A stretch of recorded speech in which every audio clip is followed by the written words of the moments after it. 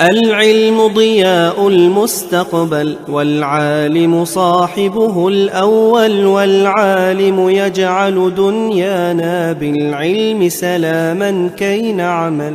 العلم ضياء المستقبل والعالم صاحبه الأول والعالم يجعل دنيانا بالعلم سلاما. السلام عليكم ورحمة الله. ബിസ്മില്ലാ അൽഹംദുലില്ലാ സ്വലാത്തു വസ്സലാമു അലാ റസൂലില്ലാ. എല്ലാവർക്കും ഫോക്കസ് അക്കാഡമിയുടെ മറ്റൊരു PSC ജനറൽ ക്വസ്റ്റ്യൻ ഡിസ്കഷനിലേക്ക് സ്വാഗതം. ഇന്ന് നമ്മൾ category 541 2019 400 2020 part time high school teacher Arabic ക്വസ്റ്റ്യൻ്റെ കുറച്ച് ജനറൽ ക്വസ്റ്റ്യൻസ് ആണ് നമ്മൾ ഡിസ്കസ് ചെയ്യാൻ പോകുന്നത്. നിങ്ങൾ ക്വസ്റ്റ്യൻ ഒക്കെ ജസ്റ്റ് ഒന്ന് നോക്കുകയും റിവൈസ് ചെയ്യുകയും ചെയ്തിട്ടുണ്ടാകും, അല്ലെങ്കിൽ അതുമായി ബന്ധപ്പെട്ടൊന്ന് ഓടിച്ചു പോയിട്ടുണ്ടാകും എന്ന് വിശ്വസിക്കുകയാണ്. ഓക്കെ, അപ്പോ കൂടുതൽ ടൈം കളയുന്നില്ല. നമുക്ക് എല്ലാവർക്കും ഇതിന്റെ ഒരു ഇമ്പോർട്ടൻസ് ഒക്കെ അറിയാം. ജനറൽ പേപ്പർ ആണ് സത്യത്തില്. അതിലെ നമുക്ക് എത്ര മാർക്ക് കിട്ടുന്നു ബേസ് ചെയ്താണ് നമ്മുടെ റാങ്കിലൊക്കെ വരുന്നത്. കാരണം അറബിക്കൊക്കെ ഒരു ഇതെല്ലാവർക്കും അറിയാം, പക്ഷെ ജനറലിലാണ് കുറെ പേർക്ക് മാർക്ക് പോകുന്നത്. നമുക്ക് ബോധ്യപ്പെട്ടിട്ടുണ്ടാവും പല എക്സാം എഴുതുന്ന വഴിയിൽ. അപ്പൊ ഇൻഷാല്ലാ നമുക്ക് ഈ ഒരു ക്വസ്റ്റ്യൻസ് ഞാൻ കഴിഞ്ഞ ക്ലാസ്സിലും പറഞ്ഞിരുന്നു, ഈ ചോദിച്ച ക്വസ്റ്റ്യൻസ് അല്ലെങ്കിൽ അതുമായി ബേസ് ചെയ്തുകൊണ്ടുള്ള ഒരു വ്യക്തി അല്ലെങ്കിൽ ഒരു ഗ്രന്ഥം, ഇതൊക്കെ ഇനിയൊരു എക്സാമിന് വന്നു കഴിഞ്ഞാൽ നമ്മൾ ഒരിക്കലും ഉത്തരം നൽകാതെ പോകരുത്. അപ്പൊ അതിനുള്ള ചില ചെറിയ കുറച്ച് പോയിന്റ്സ് മാത്രമാണ് ഇപ്പോ ഞാൻ ഡിസ്കസ് ചെയ്യുന്നത്.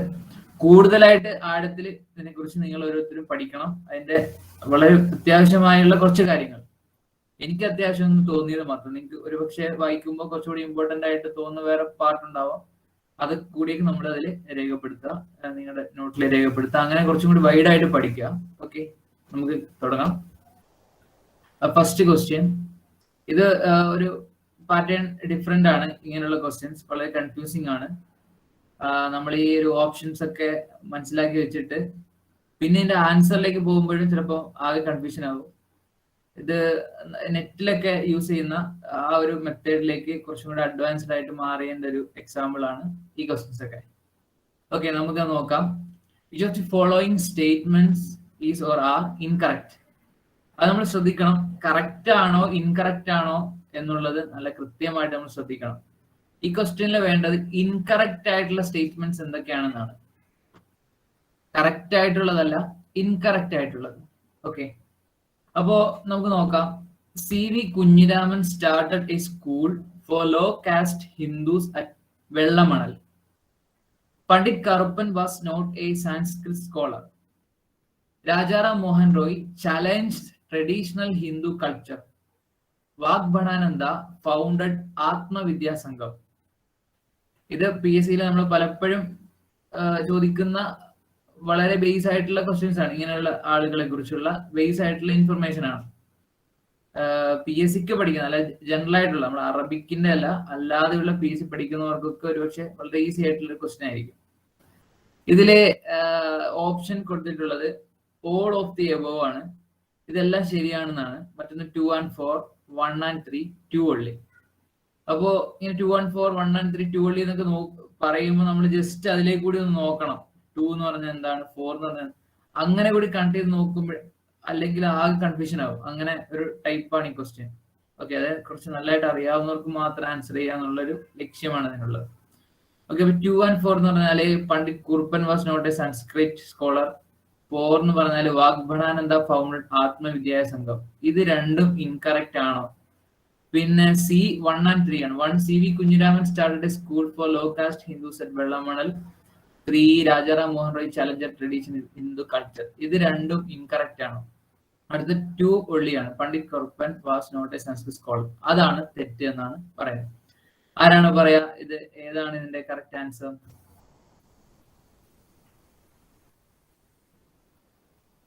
ഒരു 19, 20, 21 പേര് കേൾക്കുന്നുണ്ട്. നമുക്ക് പറയാം, തെറ്റിയാലും പ്രശ്നമൊന്നുമില്ല.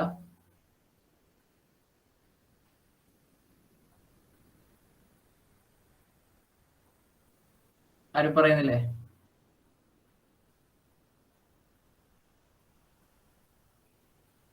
അറിയില്ല സർ.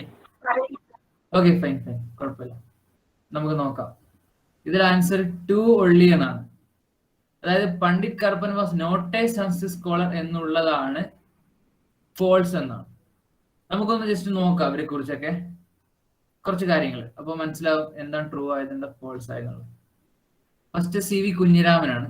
ഒരു സോഷ്യൽ റിഫോമർ ആണ്, ജേർണലിസ്റ്റ് ആണ്, founder of Kerala Kaumudi daily in 1911 in Mayyanad, Kollam ഡിസ്ട്രിക്റ്റിലുള്ള മയ്യനാട് അദ്ദേഹം എന്ത് ചെയ്തു, കേരള കൗമുദി എന്നുള്ള ഡെയിലി തുടങ്ങിയ ഇപ്പോഴും നിലവിലുള്ള ഒരു ന്യൂസ് പേപ്പറാണ് Kerala Kaumudi. 1911 also is a follower of Sreenarayana Guru and he authored 14 books covering the genres of novel, short story, poetry, biographies and essays.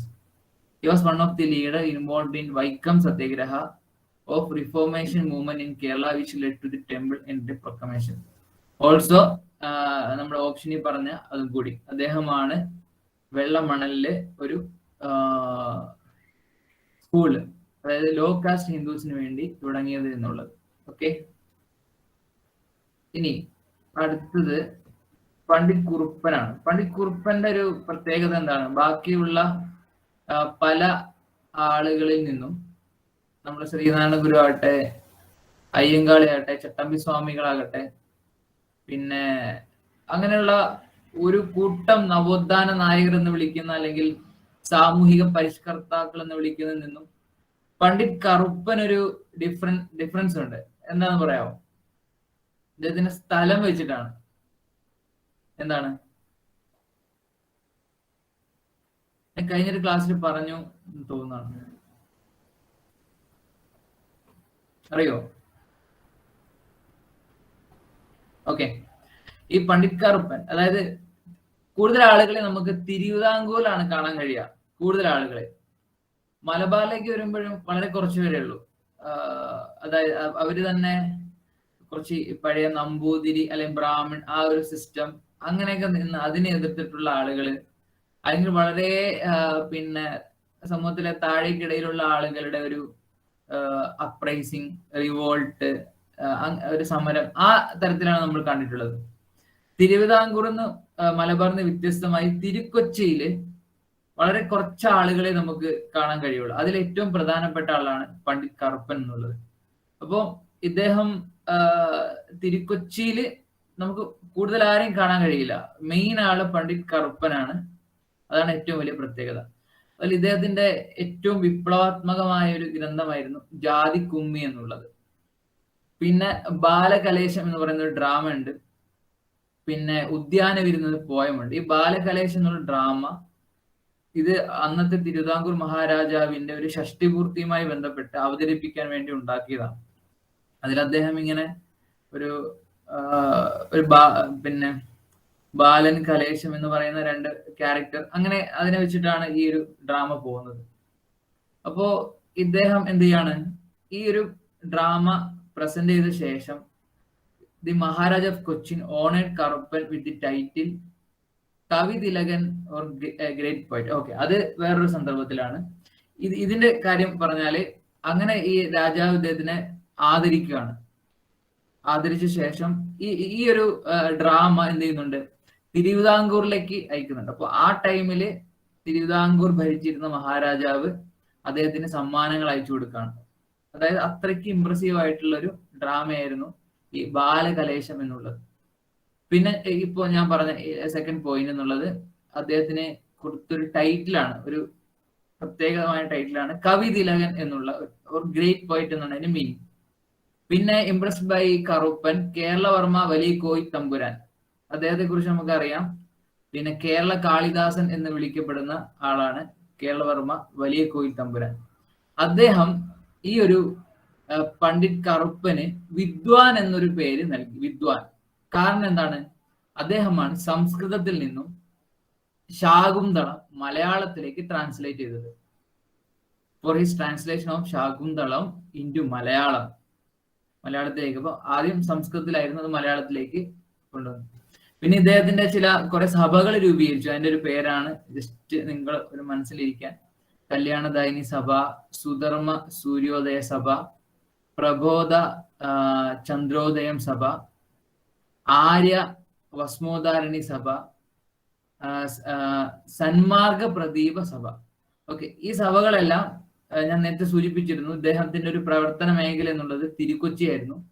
ആ തിരുക്കൊച്ചിയുമായി ബന്ധപ്പെട്ടുകൊണ്ടുള്ള പ്രദേശങ്ങളിലായിരുന്നു ഇദ്ദേഹത്തിന്റെ ഈ സഭകളെല്ലാം രൂപീകരിച്ചിട്ടുള്ളത്. ഓക്കെ, ഇനി ഈ നമ്മുടെ ക്വസ്റ്റ്യനിലേക്ക് വരാം. അതിലൊരു ഓപ്ഷൻ ആയിട്ട് കൊടുത്തിരുന്നത് എന്തായിരുന്നു? Pandit Kuruppan was not a Sanskrit scholar എന്നായിരുന്നു. അത് തെറ്റാണ്. കാരണം പണ്ഡിറ്റ് കുറുപ്പൻ മഹാനായ ഒരു സംസ്കൃത പണ്ഡിതൻ കൂടിയായിരുന്നു. അതുകൊണ്ടാണ് അദ്ദേഹത്തിന് ശാകുന്തളം സംസ്കൃതത്തിൽ നിന്നും മലയാളത്തിലേക്ക് ട്രാൻസ്ലേറ്റ് ചെയ്യാൻ കഴിഞ്ഞത്. അപ്പോൾ അത് തെറ്റായ ഒരു പോയിന്റ് ആയിരുന്നു. ഓക്കെ, ഇനി രാജാറാം മോഹൻ റോയിയെ കുറിച്ച് പറയാം. അദ്ദേഹത്തെ കുറിച്ച് പറഞ്ഞ പോയിന്റ് എന്ന് പറഞ്ഞാൽ Rajaram Mohan Roy challenge traditional Hindu culture. ഇത് വളരെ സിമ്പിൾ ആണ്. അദ്ദേഹം ആ ഒരു പരമ്പരാഗതമായ ഹിന്ദു ആചാരങ്ങളെ ശക്തമായി എതിർത്തിരുന്ന ഒരാളായിരുന്നു. അദ്ദേഹത്തെ കുറിച്ച് കുറച്ച് കാര്യം. Indian reformer, was one of the founders of Brahma Samaj. നമ്മൾ ആര്യ സമാജവും ബ്രഹ്മ സമാജവും കേട്ടിട്ടുണ്ട്. ആരാണ് ആര്യ സമാജം സ്ഥാപിച്ചത്? ആർക്കെങ്കിലും അറിയോ? സ്വാമി ദയാനന്ദ സരസ്വതി. അതെ, സ്വാമി ദയാനന്ദ സരസ്വതിയാണ് ആര്യ സമാജം സ്ഥാപിച്ചത്. എന്നാൽ ബ്രഹ്മ സമാജം സ്ഥാപിച്ചത് രാജാറാം മോഹൻ റോയ്. ഈ പിന്നെ രാജ എന്ന പേര് കൊടുത്ത് he was given the title of Raja by Akbar two the Mughal empire. Akbar two എന്ന് പറഞ്ഞാല് അവസാനത്തെ മുഗൾ ചക്രവർത്തിയുടെ പിതാവാണ് അക്ബർ ടു എന്നറിയും. അക്ബർ രണ്ടാം. ആരാണ് അവസാനത്തെ മുഗൾ ചക്രവർത്തി? ബഹദൂർ ഷാ. അതെ, ബഹദൂർ ഷാ സഫറിന്റെ പിതാവാണ് അക്ബർ രണ്ടാമൻ. അദ്ദേഹമാണ് രാജ എന്ന പേര് കൊടുത്തത്. ഈ ബ്രഹ്മസമാജത്തിന് പ്രത്യേകതയുണ്ട്. ഈ ബ്രഹ്മസമാജ് അല്ലെങ്കിൽ രാജാറാം മോഹൻ റോയ് അദ്ദേഹത്തിന്റെ ഒരു ഡിസിപ്ലിൻസ് ആയിട്ടുള്ള ആളുകൾക്കൊക്കെ ഒരു ഏകദൈവ വിശ്വാസം, അതായത് നമ്മളെ ഇസ്ലാം പഠിപ്പിക്കുന്ന പോലെ ഒരു ഹൈന്ദവ മതത്തിലും ഒരു ഏകദൈവ വിശ്വാസമാണ് ഉള്ളത് എന്നുള്ളൊരു കാഴ്ചപ്പാടും അതിന്റെ അടിസ്ഥാനത്തിൽ കുറെ സംരംഭങ്ങളും പ്രസ്ഥാനങ്ങളും അതുമായി ബന്ധപ്പെട്ട കുറെ കാര്യങ്ങൾ രൂപീകരിക്കപ്പെടുകയുണ്ടായി. അതിന്റെ പേരിൽ അദ്ദേഹം ഗ്രന്ഥങ്ങളൊക്കെ കുറെ രചിക്കുകയും കുറെ ക്രിറ്റിസം ഒക്കെ നടക്കുകയും ചെയ്ത ആ വിഷയത്തിൽ. ഓക്കെ, ഇനി Roy is considered to be the father of Bengal renaissance. ബംഗാളിലെ നവോത്ഥാനത്തിന്റെ പിതാവ് എന്നാണ് അദ്ദേഹം അറിയപ്പെടുന്നത്. He was known for his efforts to abolish the practice of sati and child marriage. അതാണ് ഏറ്റവും ഫേമസ്. മിക്കവാറും അറിയാം. അതായത് സതി നിരോധിച്ചത് ആരെന്നുള്ള ഒരു ചോദ്യത്തിന് നമ്മളെല്ലാവരും ആൻസർ പറയുന്നത് മോഹൻ റോയ് എന്നാണ്. ഇതിന്റെ പ്രത്യേകത he knows Bengali, Sanskrit, Persian, English and Arabic languages. ഇങ്ങനെ ഭാഷകളൊക്കെ അറിയാം. ഈ ഭാഷകളെല്ലാം നന്നായി പഠിക്കുകയും കൈകാര്യം ചെയ്യുകയും അതിലൊക്കെ ലേഖനങ്ങളും ഗ്രന്ഥങ്ങളൊക്കെ രചിക്കുകയും ചെയ്തിട്ടുള്ള ആളായിരുന്നു Rajaram Mohan Roy. The Persian and Arabic studies influenced his thinking about one God. അപ്പോൾ പേർഷ്യൻ അറബിക് സ്റ്റഡീസ് ആണ് അദ്ദേഹത്തെ ഒരു ഏകദൈവം എന്നുള്ള ഒരു ചിന്തയിലേക്ക് കൊണ്ടുവന്നത്. He preached the unity of God, made early translation of Vedic scriptures to English. പഴയ ഏറ്റവും മുന്നേ അല്ലെങ്കിൽ ആദ്യമായി സ്ക്രിപ്റ്റേഴ്സ് എന്ന് പറഞ്ഞാൽ പല ഇപ്പോൾ വേദങ്ങൾ ഉദ്ദേശിക്കുന്നത് വേദങ്ങൾ മാത്രമല്ല, അല്ലെങ്കിൽ അതുമായി ബേസ് ചെയ്തുകൊണ്ടുള്ള ഉപനിഷത്തുകളാകാം, അല്ലെങ്കിൽ അതുപോലെയുള്ള സ്മൃതികളാകാം, എന്താകാം. ഇതെല്ലാം ആദ്യമായി ഇംഗ്ലീഷിലേക്ക് ട്രാൻസ്ലേറ്റ് ചെയ്തത് രാജാറാം മോഹൻ റോയ് ആണ് എന്നാണ്. അതുപോലെ 1830 Ram Mohan Roy travel to the United Kingdom as an ambassador of the Mughal empire. ആ ടൈമില് 1830 മുഗൾ ചക്രവർത്തിമാര് പല സ്വാധീനങ്ങളൊക്കെ നഷ്ടപ്പെട്ട് ബ്രിട്ടീഷുകാരുടെ സ്വാധീനത്തിൽ അല്ലെങ്കിൽ അവരെ അംഗീകരിക്കുന്ന സ്റ്റേജിലായിരുന്നു ഉണ്ടായിരുന്നു. അങ്ങനെ ഒരു മുഗൾ സാമ്രാജ്യത്തിന്റെ അംബാസഡർ ആയിട്ട് രാജാറാം മോഹൻ റോയ് ഇംഗ്ലണ്ടിലേക്ക് അയക്കുന്നുണ്ട്. അങ്ങനെ ഇംഗ്ലണ്ടില് ബ്രിസ്റ്റോൾ എന്ന് പറയുന്ന സ്ഥലത്താണ് അദ്ദേഹം മരണപ്പെട്ടത് 1833. അവിടെ അർണോസ് വാലി സെമിത്തേരി സദേൺ ബ്രിസ്റ്റോളിൽ അദ്ദേഹത്തെ അടക്കിയിട്ടുണ്ട്. ഒരു Indian leader of Indian renaissance എന്നൊക്കെ പറഞ്ഞ് അദ്ദേഹത്തിന് വളരെ പ്രത്യേകതയോട് കൂടിയാണ് ആ ഒരു അദ്ദേഹത്തിന്റെ സെമിത്തേരിയിൽ അദ്ദേഹത്തിന്റെ ശവകുടീരം നിലനിൽക്കുന്നത്. ഇതാണ് കുറച്ച് കാര്യങ്ങൾ രാജാറാം മോഹൻ റോയെ കുറിച്ച്. അടുത്തത് വാഗ്ഭടാനന്ദ. വാഗ്ഭടാനന്ദ ഓക്കെ, നമുക്ക് കുറച്ച് കാര്യങ്ങൾ അറിയാം. Is born in 1885 near Talasheri in a Tiya family. Vagbhadananda founded a school to teach Sanskrit in Calicut and also took interest in the work of Brahma Samaj. Okay. ഈ കാലിക്കറ്റിൽ അദ്ദേഹം ഒരു സ്കൂൾ സ്ഥാപിക്കുന്നു. അതിനെ കുറച്ച് എന്താണ് കാര്യങ്ങൾ, അതായത് ഇൻ 1920 വാഗ് ഭടാനന്ദ ഫൗണ്ടഡ് ദി ആത്മവിദ്യാ സംഘം.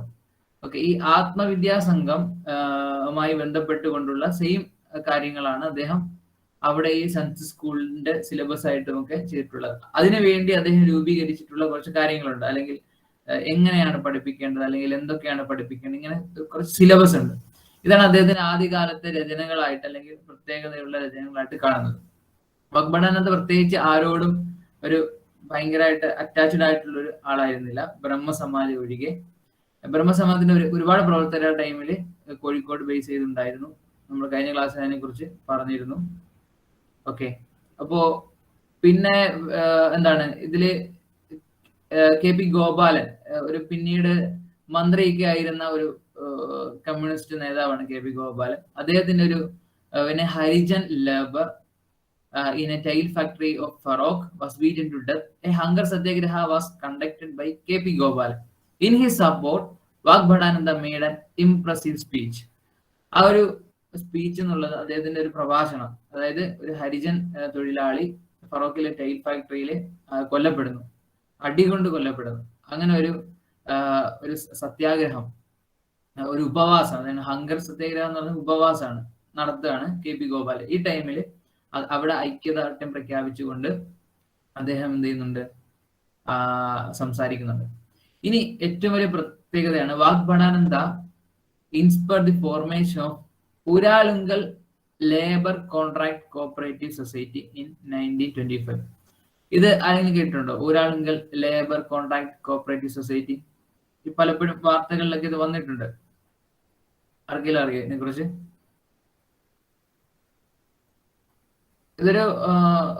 ഇതൊരു കോൺട്രാക്ട് ബേസിൽ അല്ലെങ്കിൽ നമ്മുടെ എന്താണ് കൺസ്ട്രക്ഷൻസ് ഒക്കെ നടത്തുന്ന തരത്തിലൊരു കോപ്പറേറ്റീവ് സൊസൈറ്റിയാണ്. നമ്മുടെ സഹകരണ ബാങ്ക് പോലെ അത്തരത്തിൽ പ്രവർത്തിക്കുന്നത്. ഇവരെന്ത് ചെയ്യും, വലിയ പ്രൊജക്റ്റ് ഒക്കെ എടുത്ത് ചെയ്യാൻ മാത്രം ഇന്ന് വളർന്നിട്ടുണ്ട്. പാലങ്ങള്, ദേശീയപാതയിലെ ചില ഭാഗങ്ങളിലുള്ള അങ്ങനെയുള്ള വലിയ വലിയ കൺസ്ട്രക്ഷൻ വർക്ക്സ് ഒക്കെ ഇവരെടുത്ത് ചെയ്യുന്നുണ്ട്. ഇവരാണ് നമ്മുടെ കോഴിക്കോട് സൈബർ പാർക്ക് വരുന്നുണ്ട്, അതായത് പന്തീരങ്കാവ് ബൈപ്പാസിൽ ആയിട്ട്. അതൊക്കെ ചെയ്യുന്നത് ഇവരാണ്. അപ്പൊ ഇതിന്റെ ഒരു തുടക്കം എന്നുള്ളത് വാഗ്ഭടാനന്ദാണ്. ഒരു ലേബർ കോൺട്രാക്ട് കോപ്പറേറ്റീവ് സൊസൈറ്റി തുടങ്ങണമെങ്കിൽ നമുക്കറിയാം, ഇദ്ദേഹം തൊഴിലാളികളുമായിട്ടും നല്ല ബന്ധമുള്ള ആളും, അവർക്ക് തൊഴിൽ പ്രശ്നങ്ങൾ ഉണ്ടാകുന്നു. ഇതിൽ കുറെ ചരിത്രങ്ങളുണ്ട്. അതായത് ഈ ഒരു എന്താണ് ജാതി ഇങ്ങനെയൊരു വ്യവസ്ഥിതിയോട് എതിർത്ത തൊഴിലാളികളായ ആളുകൾക്ക് തൊഴിൽ കൊടുക്കാതെ അവരെ ഒറ്റപ്പെടുത്തുകയും അവരെ മക്കളെ പലപ്പോഴും വിദ്യാഭ്യാസ സ്ഥാപനങ്ങളിൽ നിന്ന് പുറത്താക്കുകയും അവർക്ക് വിദ്യാഭ്യാസം നിഷേധിക്കുകയും ചെയ്യുന്ന സമയത്ത് ഈ വാഗ്ഭടാനന്ദനാണ് ഇവരെല്ലാം ഒരുമിപ്പിക്കുന്നതും അവരുടെ മക്കൾക്ക് പഠിക്കാൻ വേണ്ടിയുള്ള വിദ്യാലയങ്ങൾ, അതിൽപ്പെട്ട ഒരു വിദ്യാലയമാണ് ആത്മവിദ്യാ സംഘം എന്നുള്ളത്. അതിന് കീഴിൽ വിദ്യാലയങ്ങൾ സ്ഥാപിക്കുകയും ചെയ്തിരുന്നു. ഇനി അദ്ദേഹത്തിന്റെ ബുക്സ് ആണ്. കാരണം ബുക്സിനെ കുറിച്ച് ചില ക്വസ്റ്റ്യൻസ് ഇതിൽ വന്നിട്ടുണ്ട്, അതുകൊണ്ട് ഇതുകൂടി ഒരു ഇമ്പോർട്ടന്റ് ആണ്. ആത്മവിദ്യ, ഈശ്വര വിചാരം, അധ്യാത്മയുദ്ധം, ആത്മവിദ്യാ ലേഖനമാല, സ്വതന്ത്ര ചിന്താമണി, ദൈവവിചിന്തനം, ഗാന്ധിജിയും ശാസ്ത്ര വ്യാഖ്യാനങ്ങളും, പ്രാർത്ഥനാഞ്ജലി, കീർത്തനമാല, ഇതൊക്കെയാണ് അദ്ദേഹത്തിന്റെ ഗ്രന്ഥങ്ങൾ. ഇത് കവിതകളുണ്ട്, ലേഖനങ്ങളുണ്ട്. ഇദ്ദേഹം പല ആത്മവിദ്യ എന്ന് പറയുന്ന പേരില് അല്ലെങ്കിൽ അതുപോലെ കുറച്ച് അന്നത്തെ കാലത്ത് ഇറങ്ങിയിരുന്ന മാസികകളിൽ അല്ലെങ്കിൽ പത്രങ്ങളിലൊക്കെ അദ്ദേഹത്തിന്റെ ലേഖനം, ഇതിന്റെയൊക്കെ ഒരു സമാഹാരമാണ് ആത്മവിദ്യാ ലേഖനമാല എന്നുള്ളത്. ഒരുപാട് പഠനങ്ങൾ അദ്ദേഹത്തെ കുറിച്ച് നടക്കുന്നുണ്ട്. ഒരുപാട് സ്വാധീനം ചെലുത്തിയിട്ടുള്ള ഒരു വ്യക്തിയാണ്, പ്രത്യേകിച്ചും മലബാറിലെ. ഓക്കെ, ഓപ്ഷൻ എന്നുള്ളത് എന്തായിരുന്നു? വാഗ്ഭടാനന്ദ ഫൗണ്ടഡ് ആത്മവിദ്യാ സംഘം എന്നുള്ളത്, അത് ശരിയാണ്. ഓക്കെ, അടുത്ത question. With reference to Renaissance movement in Kerala, consider the following statements. കേരളത്തിലെ ഒരു നവോത്ഥാന പ്രസ്ഥാനങ്ങളുമായി ബന്ധപ്പെട്ടുകൊണ്ട് താഴെ പറയുന്ന സ്റ്റേറ്റ്മെന്റ്സ്. ഇതും ചോദിച്ചിരിക്കുന്നത് which of the statements given above is incorrect എന്നാണ്. തെറ്റ് ഏതാണ് എന്നാണ്, ശരി ഏതാണെന്നല്ല, തെറ്റ് ഏതാണെന്നാണ്. Okay, first one, Vedadhikara Nirupanam is the work of Chattampi Swamikal. Darshanamala is the work of Vagbhatananda. Atmanutapam is the work of Mar Kuriakose Elias Chavara. Daivadasakam is the work of Sreenarayana Guru. ഇതിലെ ഓപ്ഷൻ ഇതെല്ലാം തെറ്റാണ് എന്നാണ്. ഓൾ ഓഫ് എബവ് 2 and 4, അതായത് ദർശനമാല വാഗ്ഭടാനന്ദന്റേത് അല്ല എന്നും ദൈവദാസകം ശ്രീനാരായണ ഗുരുവിന്റെ അല്ല എന്നുമാണ് ഒരു ഓപ്ഷൻ. ഇനി 1 and 3, വേദാധികാര നിരൂപണം അത് ചട്ടമ്പി സ്വാമികളുടേതല്ല. മൂന്നാമത്തെ ആത്മാനുതാപം മാർ കുര്യാക്കോസ് ഏലിയാസ് ചാവറ അച്ഛൻ്റെതും അല്ല. നാലാമത്തെ ഓപ്ഷൻ 2 ഒള്ളി, അതായത് ദർശനമാല വാഗ്ഭടാനന്ദ അല്ല എന്നാണ് ശരി എന്നാണ് പറയുന്നത്. അതായത് ദർശനമാല വാഗ്ഭടാനന്ദാണെന്ന് പറയുന്നത് തെറ്റ്. ഇത് ഏതാണ് ഇതിലെ കറക്റ്റ് ഓപ്ഷൻ? ഏതൊക്കെയാണ് ഇതിൽ ശരി, ഏതൊക്കെയാണ് തെറ്റ്? പറയാമോ?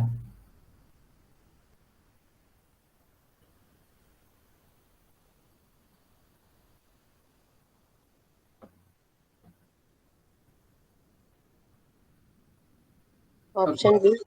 Option B. ബി, അതെ, ഓപ്ഷൻ ബി ആണ്. അതായത് ദർശനമാല വാഗ്ഭടാനന്ദേതല്ല, അതുപോലെ തന്നെ ദൈവദാസകം ശ്രീനാരായണ ഗുരുവിന്റെ അല്ല. ഓക്കെ, നമുക്ക് ജസ്റ്റ് ഒന്ന് നോക്കാം ഇവരുടെ ഗ്രന്ഥങ്ങളെ കുറിച്ചും ഇവരെക്കുറിച്ചും. ചട്ടമ്പി സ്വാമികൾ, അദ്ദേഹത്തിന്റെ യഥാർത്ഥ പേര് അയ്യപ്പൻ എന്നായിരുന്നു. കുഞ്ഞമ്പിള്ള എന്ന് അദ്ദേഹത്തിന്റെ ബാല്യകാലത്ത് വിളിച്ചിരുന്നു. ഹിസ് ഗുരു വാസ് തൈക്കാട് അയ്യ. known as the sage without saffron and കമണ്ട. കമണ്ടവും കാഷായവും ഇല്ലാത്ത സന്യാസി എന്ന് വിളിച്ചിരുന്നു. ദി മങ്ക് വിത്തൗട്ട് ടിങ്ചർ, അതായത് പിന്നെ വസ്ത്രമാണ്, ആ ഒരു സന്യാസ വസ്ത്രം ഇല്ലാത്ത സന്യാസി. ഷൺമുഖദാസൻ, സർവവിദ്യാധിരാജ എന്നൊക്കെ അദ്ദേഹത്തെ വിളിച്ചിരുന്നു. Started his career as A clerk in the government secretariat in Thiruvananthapuram. അപ്പോൾ ചട്ടമ്പി സ്വാമികൾ അദ്ദേഹത്തിന് കരിയർ തുടങ്ങിയത് ഒരു ക്ലർക്കായിട്ടാണ്, ഗവൺമെന്റ് സെക്രട്ടേറിയറ്റിൽ. Swami Vivekananda said, I met a real man in Malabar. ഞാൻ മലബാറിൽ ഒരു യഥാർത്ഥ മനുഷ്യനെ കണ്ടു എന്ന് പറഞ്ഞത് ചട്ടമ്പി സ്വാമികളെ കുറിച്ചാണ്. ഇനി ശ്രീനാരായണ ഗുരു ചട്ടമ്പി സ്വാമികളെ കുറിച്ച് എഴുതിയ ഒരു ഗ്രന്ഥത്തിന്റെ പേരാണ് നവമഞ്ജരി എന്നുള്ളത്. ഇനി ചട്ടമ്പി സ്വാമികളുടെ ഗ്രന്ഥങ്ങളാണ്, ഞാനിത് ഇവിടുന്ന് കോപ്പി ചെയ്ത് വെച്ചാണ്. അദ്വൈത ചിന്താ പദ്ധതി, അദ്വൈത പഞ്ചാരം, അദ്വൈത വരം, ജീവകാരുണ്യ നിരൂപണം, പുനർജന്മ നിരൂപണം, ഇങ്ങനെ കുറെ ഗ്രന്ഥങ്ങൾ. ഇതില് നമ്മുടെ ഓപ്ഷനിൽ വന്നിരുന്ന വേദാധികാര നിരൂപണം അത് ചട്ടമ്പി സ്വാമികളുടെ ഒരു കൃതിയാണ്. ഇത് ലെഫ്റ്റ് സൈഡിൽ കൊടുത്തിരിക്കുന്ന 1 2 3 4 5 6 വേദാധികാര നിരൂപണം അത് ചട്ടമ്പി സ്വാമികളുടെ കൃതിയാണ്. പ്രാചീന മലയാളം, മോക്ഷപ്രദീപ ഖണ്ഡനം, നിജാനന്ദാവിലാസം, സർവമത സാമരസ്യം, വേദാന്തസാരം, ബ്രഹ്മത്വ നിർഭാസം, പരമഭട്ടാര ദർശനം. ഇപ്പൊ ഇങ്ങനെയൊക്കെയാണ് അദ്ദേഹത്തിന്റെ ഗ്രന്ഥങ്ങളൊക്കെ നമ്മുടെ മനസ്സിൽ ഉണ്ടാവുക. ഓക്കെ, ഇനി അടുത്തത് മാർ കുര്യാക്കോസ് ഏലിയാസ് ചാവറ. ചാവറ അച്ഛൻ എന്നാണ് നമ്മൾ സിമ്പിൾ ആയിട്ട് പറയാം. സീറോ മലബാർ കാത്തലിക് പ്രീസ്റ്റ് ആണ്, ഫിലോസഫർ ആണ്, സോഷ്യൽ റിഫോമർ ആണ്. Kuriakose Elias Chavara initiated reforms in the Kerala society much before Narayana Guru, Chattampi Swamikal and Vakkom Abdul Khader Moulavi. അപ്പോ ശ്രീനാരായണ ഗുരു 1853 ചട്ടമ്പി സ്വാമികൾ ആ ഒരു വർഷം, വക്കം അബ്ദുൽ ഖാദർ മൗലവി 1854. ഇദ്ദേഹം 1840കളുടെ തുടക്കത്തിൽ മുതൽ ഇദ്ദേഹം എന്ത് ചെയ്തിട്ടുണ്ട്, ഈ ഒരു പ്രവർത്തനം ആരംഭിച്ചിട്ടുണ്ട്. അപ്പോൾ ഏറ്റവും ആദ്യ കാലഘട്ടത്തിൽ ഇവർക്കെല്ലാം മുന്നേ നവോത്ഥാന പ്രവർത്തനങ്ങൾ നടത്തിയ ആളാണ് എന്ന് നമുക്ക് നിസ്സംശയം പറയാൻ കഴിയും. Kuriakose Chavara started an institution for Sanskrit studies at Mannanam in 1846 and സ്കൂളിലായിട്ട്. ആദ്യം ഒരു സംസ്കൃത സ്കൂളാണ് തുടങ്ങിയത്. പിന്നെയാണ് അദ്ദേഹം ഒരു അല്ലാതൊരു സ്കൂൾ തുടങ്ങി. ഇത് എവിടെയാണ് ഇദ്ദേഹത്തിന്റെ സ്ഥലം? ചാവറ എന്ന് പറയുന്നത് ഏത് ഡിസ്ട്രിക്റ്റിലാണ് അറിയോ? മന്നാനമൊക്കെ എവിടെയാണ്?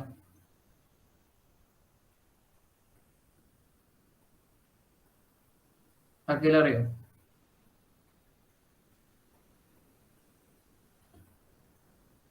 ആലപ്പുഴയാണോ?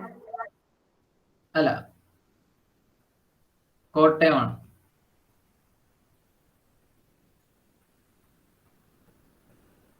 കൺഫ്യൂഷൻ ഉണ്ടോ?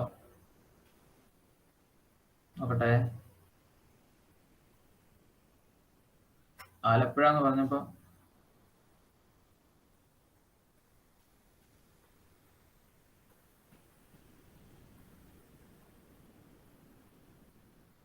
കോട്ടയം തന്നെയാണ് കേട്ടോ. ഓക്കെ, അദ്ദേഹം സ്ഥാപിച്ച ചില സ്കീമുകൾ, അതിലൊന്നാണ് മിഡ് ഡേ മീൽ സ്കീമുകൾ, ഉച്ചഭക്ഷണ സമ്പ്രദായം. നമ്മൾ സ്കൂളുകളിലൊക്കെ ഉച്ചഭക്ഷണം കൊടുക്കുന്ന ആ ഒരു രീതി അദ്ദേഹമാണ് തുടങ്ങി വെച്ചത്. മറ്റൊന്ന് പിടിയരി സമ്പ്രദായമാണ്. പിടിയരി, അതായത് ഒരു വീട്ടിലെ എല്ലാവരും ഒരു പിടി അരി എല്ലാ ദിവസവും ഒരു പ്രത്യേക ഒരു കോപ്പയിലേക്കോ ഒരു ടിന്നിലേക്കോ വെച്ചേക്കുക. ആഴ്ചയിൽ ഒരിക്കൽ അത് ആളുകൾ വന്ന് കളക്ട് ചെയ്യും. അപ്പൊ അങ്ങനെ ആ ഒരു പിടിയരി കൊണ്ടാണ് ഈ മിഡ് ഡേ മീൽ സ്കീം നടന്നിരുന്നത്. ഇതൊരു ചടങ്ങായിട്ട് ഇന്നും നടക്കുന്നുണ്ട് അദ്ദേഹത്തിന്റെ ഇതുമായി ബന്ധപ്പെട്ടുകൊണ്ട്. നമുക്കറിയാം, അദ്ദേഹത്തെ വിശുദ്ധനായി പ്രഖ്യാപിച്ച ഒരു മലയാളിയാണ് ചാവറയച്ചൻ എന്നുള്ളത്. ഇദ്ദേഹം 1846 അതായത് നാരായണ ഗുരുവും വക്കം അബ്ദുൽ ഖാദർ മൗലവിയും ഒക്കെ തുടങ്ങുന്നതിന് മുന്നേ അദ്ദേഹം എന്ത് ചെയ്തു? ഒരു പ്രസ് തുടങ്ങി മന്നാനത്ത്. ഒരു മലയാളി ആദ്യമായിട്ട് തുടങ്ങുന്ന പ്രസ്സാണിത്. അത് തേർഡ് പ്രസ് ഇൻ കേരള, കേരളത്തിലെ 3ാമത്തെ പ്രസ്സുമാണ്. അതായത് ഇതിനു മുന്നേ തുടങ്ങിയ 2 പ്രസ്സുകളും മലയാളികളായിരുന്നില്ല എന്നുള്ളതാണ്. ഓക്കെ, രണ്ടും പിന്നെ ഒന്ന് ഹെർമൻ ഗുണ്ടർട്ടാണ്, ഒന്ന് നമ്മുടെ ഇവിടെ തന്നെയാണ്, കോട്ടയത്ത് തന്നെയാണ്. പേര് പറയാവോ? കോട്ടയത്ത് ആരാണ് പ്രസ് തുടങ്ങിയെന്ന്?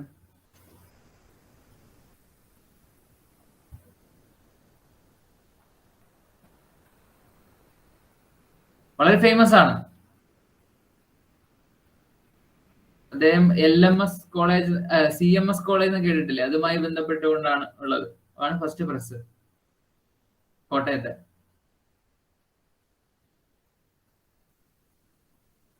വളരെ ഫേമസ് ആയ ഒരു പേരാണ്.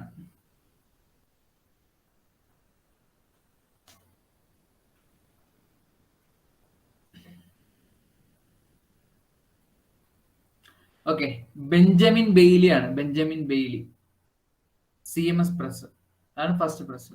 ഓക്കെ, അദ്ദേഹത്തിന്റെ ഗ്രന്ഥങ്ങൾ, ഒന്ന് ആത്മാനുതാപം, ഇത് നമ്മൾ ഓപ്ഷനിൽ കണ്ടിരുന്നു.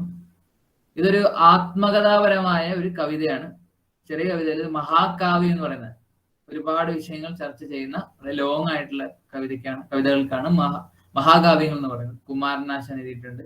പിന്നെ എന്താണ്, രാമായണവും മഹാഭാരതവും ഒക്കെ മഹാകാവ്യങ്ങളുടെ കൂട്ടത്തിൽ പെടുന്നതാണ്. അപ്പൊ അത്തരത്തിലൊരു ആത്മകഥാപരമായ മഹാകാവ്യമാണ് ആത്മാനുതാപം. മരണ വീട്ടിൽ ചൊല്ലുവാനുള്ള പർവ്വം, നല്ല അപ്പന്റെ ചാവരുൾ, പിന്നെ അനസ്താഷ്യയുടെ രക്തസാക്ഷ്യം. അത് ഒരു അനസ്താഷ്യ പറയുന്നത് ഒരു ബൈബിളിക്കൽ ആയിട്ടുള്ളൊരു കഥാപാത്രമാണ്. അതുമായി ബന്ധപ്പെട്ടുകൊണ്ടുള്ള ധ്യാന സല്ലാപങ്ങൾ, എക്ലോക്സ്. എക്ലോക്സ് എന്ന് പറഞ്ഞാല് ചില നമ്മൾ ഷെപ്പേർഡ് പ്ലേസ് എന്ന് പറയും. അതായത് എന്താണ്, ഇടയ എന്താണ് നാടകങ്ങളാണ്. ഇടയ നാടകം, അതായത് ചെറിയ ചെറിയ നാടകങ്ങൾ എന്താ ചെയ്യാ, നമ്മുടെ പള്ളിയിലെ ഒരു റിലീജിയസ് പർപ്പസിന് വേണ്ടിയൊക്കെ ഉണ്ടാക്കുന്ന കാര്യങ്ങളാണ്. അങ്ങനെ ഒരു ചരിത്രപരമായ അല്ലെങ്കിൽ ബൈബിളിക്കൽ ആയിട്ടുള്ള സ്റ്റോറീസ് ഒക്കെ വെച്ചിട്ട് ചെയ്യണം. അപ്പൊ ഇത്രയാണ് അദ്ദേഹത്തിന്റെ രചനകൾ. ഓക്കെ, അടുത്തത് ശ്രീനാരായണ ഗുരുവാണ്. നമുക്കറിയാം, ജനിച്ചത് ചെമ്പഴന്തിയിലാണ്, തിരുവനന്തപുരം ജില്ലയിൽ തന്നെ. മരണപ്പെട്ടത് ശിവഗിരിയിലാണ്, ചെമ്പഴന്തിയുടെ അടുത്ത പ്രദേശമാണ്, തിരുവനന്തപുരം ജില്ലയിൽ തന്നെയാണ്. അദ്ദേഹത്തിന്റെ ടീച്ചേഴ്സ് തൈക്കാട് അയ്യ, രാമൻ പിള്ള ആശാൻ എന്നിവരായിരുന്നു. ജി ശങ്കരക്കുറുപ്പ് അദ്ദേഹത്തെ വിളിച്ചത് ബുദ്ധ രണ്ടാമൻ എന്നാണ്, 2ാം ബുദ്ധൻ. അദ്ദേഹത്തിന്റെ ആദ്യത്തെ രചനയാണ്, ഫസ്റ്റ് റൈറ്റിംഗ് ഈസ് ഗജേന്ദ്ര മോക്ഷം വഞ്ചിപ്പാട്ടാണ്. പിന്നെ അർദ്ധനാരി സ്തോത്രം, കാളിമാല, ആത്മാപദേശ ശതകം, ഇതാണ് നമ്മുടെ ഓപ്ഷനിൽ വന്നിട്ടുള്ളത്. ജാതി മീമാംസ, ഇങ്ങനെയൊക്കെയുള്ള കാര്യങ്ങൾ ചെയ്തു. അരുവിപ്പുറം ശിവപ്രതിഷ്ഠ നടത്തിയത് ശ്രീനാരായണ ഗുരുവാണ്. എന്താണ് ഈ അരുവിപ്പുറം ശിവപ്രതിഷ്ഠയുടെ പ്രത്യേകത? ആരാ പറയാ?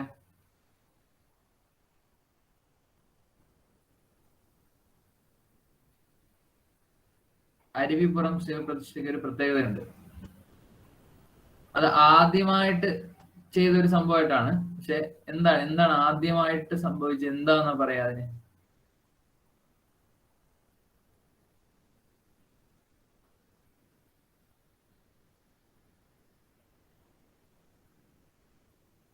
അറിയോ? ഓക്കെ, ബ്രാഹ്മണനല്ലാതെ നമ്മുടെ നാടിന്റെ ചരിത്രത്തിൽ ആദ്യമായി ഒരു ശിവപ്രതിഷ്ഠ നടത്തിയത് ഈഴവനായിരുന്നു ശ്രീനാരായണ ഗുരു. അപ്പം ബ്രാഹ്മണന്മാര് മാത്രമേ എന്ത് ചെയ്തിരുന്നുള്ളൂ?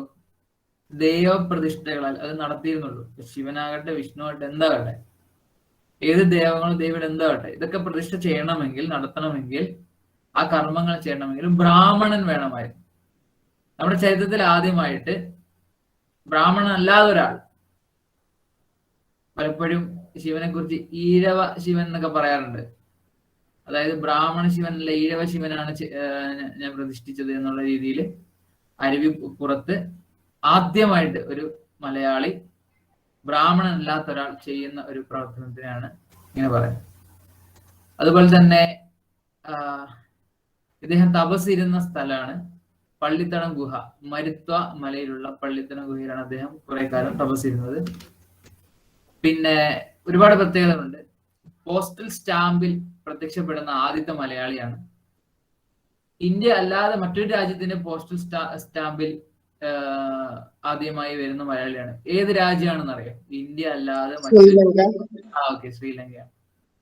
അതുപോലെ first Malayali to appear on a coin, ഒരു കോയിനിലും വരുന്ന ഫസ്റ്റ് മലയാളിയാണ്, ഇന്ത്യയിലെ കോയിനിൽ തന്നെ. പിന്നെ SNDP കുറിച്ച് നമുക്കറിയാം, ശ്രീനാരായണ ധർമ്മ പരിപാലന സംഘം. ഇതിന്റെ ലൈഫ് ടൈം പ്രസിഡന്റ് ശ്രീനാരായണ ഗുരുവായിട്ടാണ് പ്രഖ്യാപിച്ചിട്ടുള്ളത്. അതിന്റെ vice president doctor P. Palpu, secretary കുമാരനാശനായിരുന്നു. അവരുടെ ഒഫീഷ്യൽ പബ്ലിക്കേഷൻ ആ ടൈമിൽ വിവേകോദയമായിരുന്നു. ഇപ്പോൾ അത് യോഗനാഥം എന്ന പേരിലാണ്. SNDPയുടെ ഹെഡ് ക്വാർട്ടേഴ്സ് കൊല്ലത്താണ്. ശ്രീനാരായണ ഗുരു വിസിറ്റ് ചെയ്ത ഒരേ ഒരു ഫോറിൻ കൺട്രിയേ ഉള്ളൂ, ശ്രീലങ്കയാണ്. എത്ര തവണ ശ്രീലങ്കയിൽ പോയിട്ടുണ്ടെന്ന് അറിയാം? 2 തവണ. 2 തവണ, കറക്റ്റാണ്. ഓക്കെ, ഇതാണ് ശ്രീനാരായണ ഗുരുവിനെ കുറിച്ചുള്ള ചെറിയ കുറച്ച് കാര്യങ്ങൾ. അടുത്ത question, which of the following statements are incorrect? ഇതും അതാണ്, ഇൻകറക്റ്റ് ആയിട്ടുള്ളതാണ്. ഈ ഒരു ക്വസ്റ്റ്യനും അതിന് ശേഷം വരുന്ന ക്വസ്റ്റ്യനും രണ്ടും മഹാത്മാഗാന്ധിയെ കുറിച്ചുള്ളതാണ്. ഓക്കെ, ശ്രദ്ധിക്കുക. First, Gopalakrishna Gokhale was the political guru of Gandhi. The judge Broomfield presided over the trial of Gandhi in connection with non-cooperation movement. Gandhi wore khadi, giving message of self-reliance. ഇത് മനസ്സിലാണല്ലോ. ഒന്നാമത്തെ ഗോഖലെയാണ് രാഷ്ട്രീയ ഗുരു എന്നാണ്. രണ്ടാമത്തത് ഈ ഒരു നിസ്സഹരണ പ്രസ്ഥാനവുമായി ബന്ധപ്പെട്ടുകൊണ്ട് ഗാന്ധിജി അടക്കം കുറെ ആളുകളെ അറസ്റ്റ് ചെയ്യുകയുണ്ടായി. ആ ടൈമില് അവിടെ ഈ ഒരു വിധി പറഞ്ഞത് ജഡ്ജ് ബ്രൂംഫീൽഡ് ആയിരുന്നു എന്നാണ്. അടുത്തത്, ഖാദി ഉപയോഗിക്കുന്നത് നമ്മൾ സ്വയം പര്യാപ്തരാണ് എന്നുള്ള ഒരു തത്വത്തിന്റെ, ഇന്ത്യക്കാർക്ക് ബ്രിട്ടീഷുകാരുടെ ആവശ്യമില്ല, നമുക്ക് നമ്മൾ നെയ്യുന്ന വസ്ത്രങ്ങളിൽ നമ്മൾ തന്നെ സ്വയം പര്യാപ്തരാണ് എന്ന ഒരു സന്ദേശം നൽകാൻ വേണ്ടിയായിരുന്നു. Gandhi's speech at Banaras Hindu University indicated that Indian nationalism was an elite phenomenon. അപ്പോൾ ഇന്ത്യയിലെ ദേശീയത എന്നുള്ളത് ഒരു പ്രത്യേകമായ പ്രതിഭാസമാണ് എന്ന് അദ്ദേഹം പറഞ്ഞത്. അതായത് സാധാരണ മറ്റു രാജ്യങ്ങളുടെ ദേശീയതയെ കമ്പയർ ചെയ്ത് നോക്കുമ്പോൾ ഇന്ത്യൻ ദേശീയതയ്ക്ക് ഒരുപാട് ആസ്പെക്ട്സ് ഉണ്ട് എന്ന ഉദ്ദേശം അത് ഗാന്ധിജി ബനാറസ് ഹിന്ദു യൂണിവേഴ്സിറ്റിയിലെ ഒരു സംസാരത്തിൽ പറഞ്ഞതാണ്. അപ്പൊ ഇതില് ഓപ്ഷൻസ് 1 and 2 ഏതൊക്കെയാണ് ഇൻകറക്റ്റ് എന്നാണ്. 1, 3 and 4 all of the above, ഇതെല്ലാം ഇൻകറക്റ്റ് ആണെന്നാണ്. അപ്പൊ ഏതാണ് ഇതിലെ കറക്റ്റ് ആൻസർ? ഏതൊക്കെയാണ് ഇതിലെ തെറ്റ്?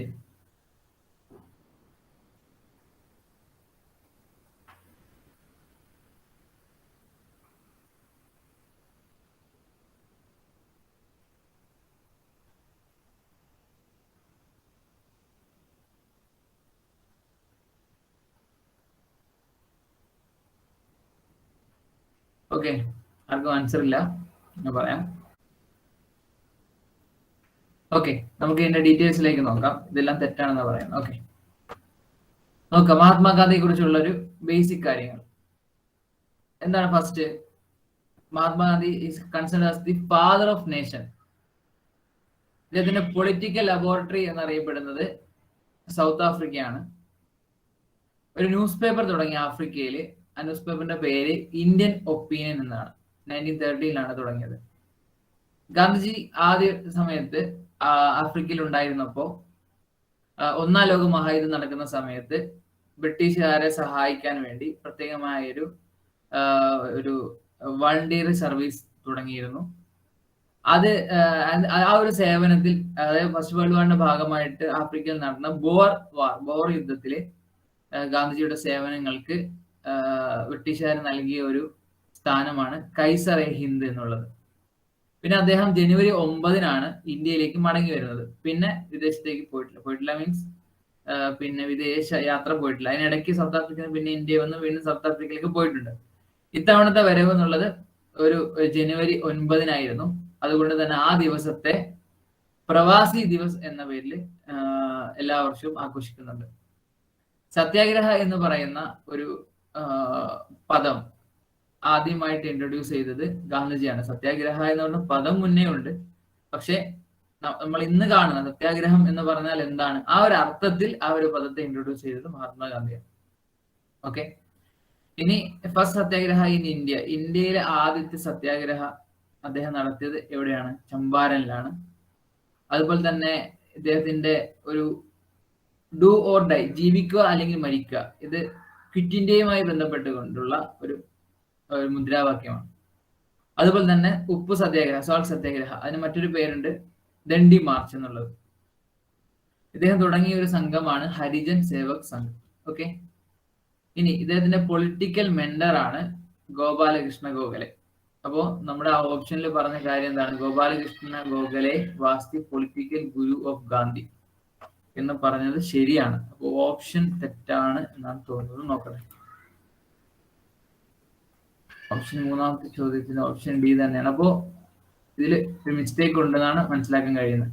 കാരണം ഗോപാലകൃഷ്ണ ഗോഖലെയുടെ പൊളിറ്റിക്കൽ ഗുരുവാണ് മഹാത്മാഗാന്ധി, അതിൽ സംശയമില്ല. അതുപോലെ തന്നെ ഈ പറഞ്ഞതെല്ലാം ശരിയാണ്. അപ്പോ ഇൻകറക്റ്റ് നല്ല ക്വസ്റ്റ്യൻ വരേണ്ടത്. Which of the following statements are correct എന്നായിരുന്നു വരേണ്ടിയിരുന്നത്. ഓക്കെ, അടുത്തത് അദ്ദേഹത്തിന്റെ പൊളിറ്റിക്കൽ മെന്റർ ഗോപാലകൃഷ്ണ ഗോഖലെ ആയിരുന്നു. റിലീജിയസ് മെന്റർ, മതപരമായ മതഗുരു, രാഷ്ട്രീയ ഗുരുവിലെ മതഗുരു എന്ന് പറയുന്നത് ദാദാഭായി നവറോജി ആയിരുന്നു. നമ്മൾ കേട്ടിട്ടുള്ള ഒരാളാണ്. അതുപോലെ അർദ്ധനഗ്നനായ ഫക്കീർ എന്ന് അദ്ദേഹത്തെ വിളിച്ചത് വിൻസൺ ചർച്ചിലാണ്. ആരാണ് വിൻസൺ ചർച്ചിൽ? അറിയോ?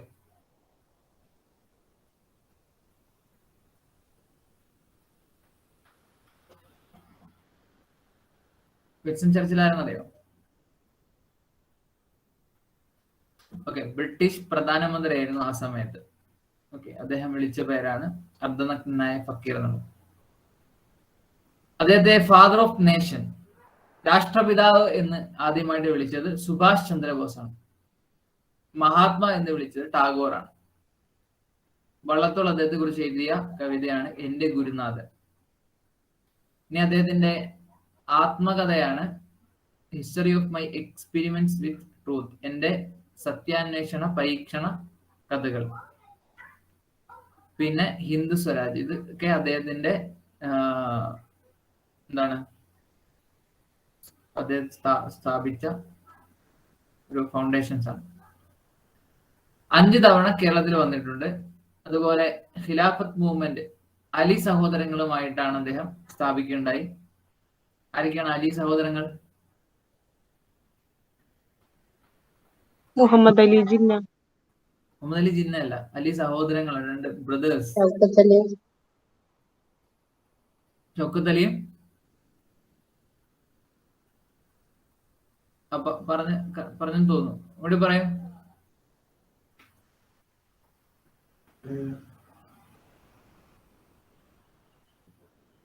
മുഹമ്മദ് അലിയും ഷൗക്കത്ത് അലിയും. അതെ, മുഹമ്മദ് അലിയും ഷൗക്കത്ത് അലിയാണ്. ഓക്കെ, അദ്ദേഹം തുടങ്ങിയ ഒരു വീക്ക്ലി പേപ്പറാണ് യങ് ഇന്ത്യ. ഗാന്ധിജിയെ കുറിച്ച് ഫസ്റ്റ് ബുക്ക് മോഹൻദാസ് ഗാന്ധി എഴുതിയത് സ്വദേശാഭിമാനി രാമകൃഷ്ണ പിള്ള. അതാണ് മലയാളത്തിലുള്ള ആദ്യത്തെ ഗ്രന്ഥം മഹാത്മാഗാന്ധിയെ കുറിച്ചുള്ള. മോഹൻദാസ് ഗാന്ധി സ്വദേശാഭിമാനി രാമകൃഷ്ണ പിള്ളയാണ് എഴുതിയത്. ഓക്കെ, ഇനി ഇതിൽ പറഞ്ഞ കാര്യങ്ങൾ ഓപ്ഷനിൽ ഈ ജഡ്ജ് ബ്രൂംഫീൽഡ് തന്നെയാണ് ആ ഒരു നിസ്സഹകരണ പ്രസ്ഥാനം നടന്ന സമയത്ത് ഗാന്ധിജി എന്ത് ചെയ്തത്, ഇതിലേക്ക് വിചാരണ നടത്തിയ ആള്. അതിൽ കുറച്ച് സംഭവങ്ങളൊക്കെ നടക്കുന്നുണ്ട്. വിചാരണ ഇങ്ങനെ വൈകി പോകുന്നത് കാരണം ഗാന്ധിജി പ്രതിഷേധിക്കുക, അങ്ങനെ ജാമ്യമില്ലാതെ അദ്ദേഹത്തെ വിടുകയും ചെയ്തു. അതായത് ഈ ഒരു വിചാരണ നടക്കുന്ന സമയത്ത് തന്നെ, അല്ലെങ്കിൽ വിചാരണ വൈകി പോയത് കൊണ്ട് പ്രതിഷേധിച്ച ഭാഗമായി ഗാന്ധിജി വെറുതെ വിടാണ്. വെറുതെ വിടാൻ മീൻസ് ജയിലിൽ അടയ്ക്കുന്നില്ലെന്നേ ഉള്ളൂ. പിന്നീട് വിധി വന്ന ശേഷമാണ് അദ്ദേഹത്തെ ജയിലിൽ അടയ്ക്കുന്നതാണ്. അപ്പൊ ആ സമയത്ത് അവർ തമ്മിൽ നടക്കുന്ന കുറെ സംഭാഷണങ്ങളും അതൊക്കെ ചരിത്രത്തിൽ വളരെ പ്രത്യേകതയോടെ രേഖപ്പെടുത്തപ്പെട്ടിട്ടുള്ളതാണ്. ഖാദി എന്ന് പറയുന്നത് നമ്മൾ സ്വയം പര്യാപ്തരാണ് എന്നുള്ള അതിന്റെ ഭാഗമായിട്ട് തന്നെയാണ്. പിന്നെ ബനാറസ് ഹിന്ദു യൂണിവേഴ്സിറ്റിയിൽ ഗാന്ധിജി നടത്തിയ ഒരു പ്രസംഗത്തിൽ ഇന്ത്യയിലെ നാഷണാലിസം ഒരു എലൈറ്റ് ഫിനോമിനയാണെന്ന് പറഞ്ഞിട്ടുണ്ട്. ഓക്കെ, അടുത്ത ക്വസ്റ്റ്യൻ നോക്കാം. ഇതിന്റെ ക്വസ്റ്റ്യൻ താഴെയാണ് കൊടുത്തിരിക്കുന്നത്, ഏറ്റവും last. Which of the above statement is or are correct എന്നാണ്. ഇതിന് മുകളിലുള്ള, അതുകൊണ്ടാണ് ഞാൻ മുകളിലേക്ക് ആ ഓർഡറിലാക്കിയത്. ഓക്കെ, എന്താണ് first one? Gandhi gave advance notice to Viceroy Lord Irving in connection with his salt satyagraha. Salt march started from Sabarmati Ashram. The third round table conference was held in 1931. ഇതിൽ ഏതാണ് തെറ്റെന്നാണ് കേട്ടോ. The annual session of the Indian National Congress at Lahore passed the baton of leadership to the younger generation. ഇതിൽ ഏതാണ് തെറ്റെന്നുള്ളത്? 1 മാത്രം തെറ്റ്, 1, 2, 4 തെറ്റ്, 3 മാത്രം തെറ്റ്, മുകളിൽ ഈ പറഞ്ഞിട്ടുള്ളത് എല്ലാം തെറ്റ്. ഇതിൽ ഏതാണ് ഇൻകറക്റ്റ് ആയിട്ടുള്ളത്?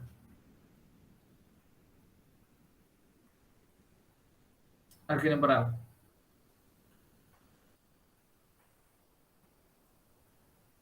Option D. എല്ലാം തെറ്റാണെന്നാണോ? ഓപ്ഷൻ ഡി എന്ന് എല്ലാം തെറ്റാണെന്നാണ്, അതാണോ ഉദ്ദേശിച്ചത്?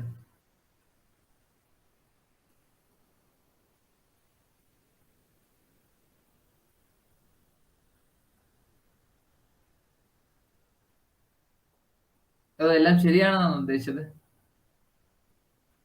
ഓക്കെ, കുഴപ്പമില്ല, നമുക്ക് നോക്കാം. ഓപ്ഷൻ ബി ആണ് 1, 2 and 4. ഇത് 4ഉം ശരിയാണ്. 3 ആണ് തെറ്റ്.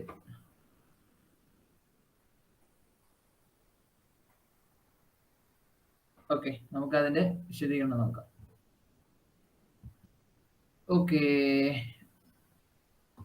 ഞാൻ പറയാം.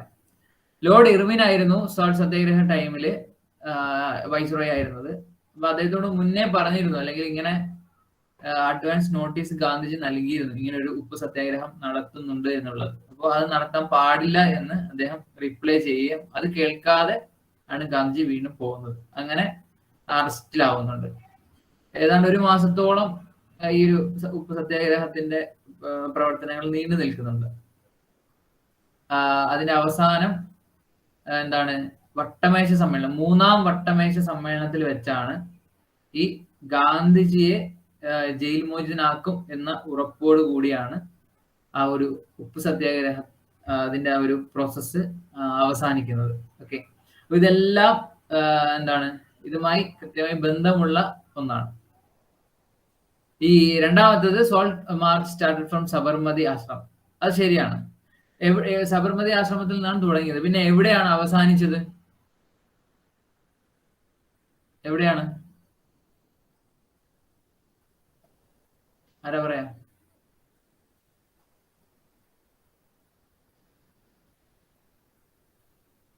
ഈ ഉപ്പ് സത്യാഗ്രഹ ദണ്ഡിയാണ്. ഓക്കെ, ഈ ഉപ്പ് സത്യാഗ്രഹത്തിന്റെ വേറൊരു പേരാണ് ദണ്ഡി മാർച്ച് എന്നുള്ളത്. അപ്പൊ സ്വാഭാവികമായിട്ടും ദണ്ഡി മാർച്ച് ഡൽഹിയിലേക്കുള്ള മാർച്ച്. ഓക്കെ, അത് ഏതാണ്ട് 700ഓളം ആളുകൾ ഇതിൽ 70ഓളം ആളുകൾ ഇതിൽ പങ്കെടുത്തിരുന്നു ഈ ഒരു യാത്രയിൽ. വളരെ ഫേമസ് ആയിട്ടുള്ള അക്കാലത്തെ ആളുകൾ അദ്ദേഹത്തെ ആ യാത്രയിൽ എന്താണ് അനുഗമിച്ചിരുന്നു.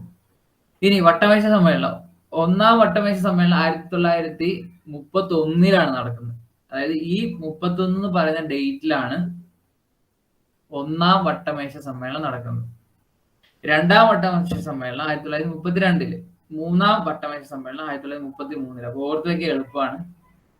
1931, 32, 31 3 വട്ടമേശ സമ്മേളനങ്ങൾ നടന്നിട്ടുള്ളൂ. ഇത് മൂന്നിലും പങ്കെടുത്ത ഒരാളുടെ പേര് പറയുന്നത്.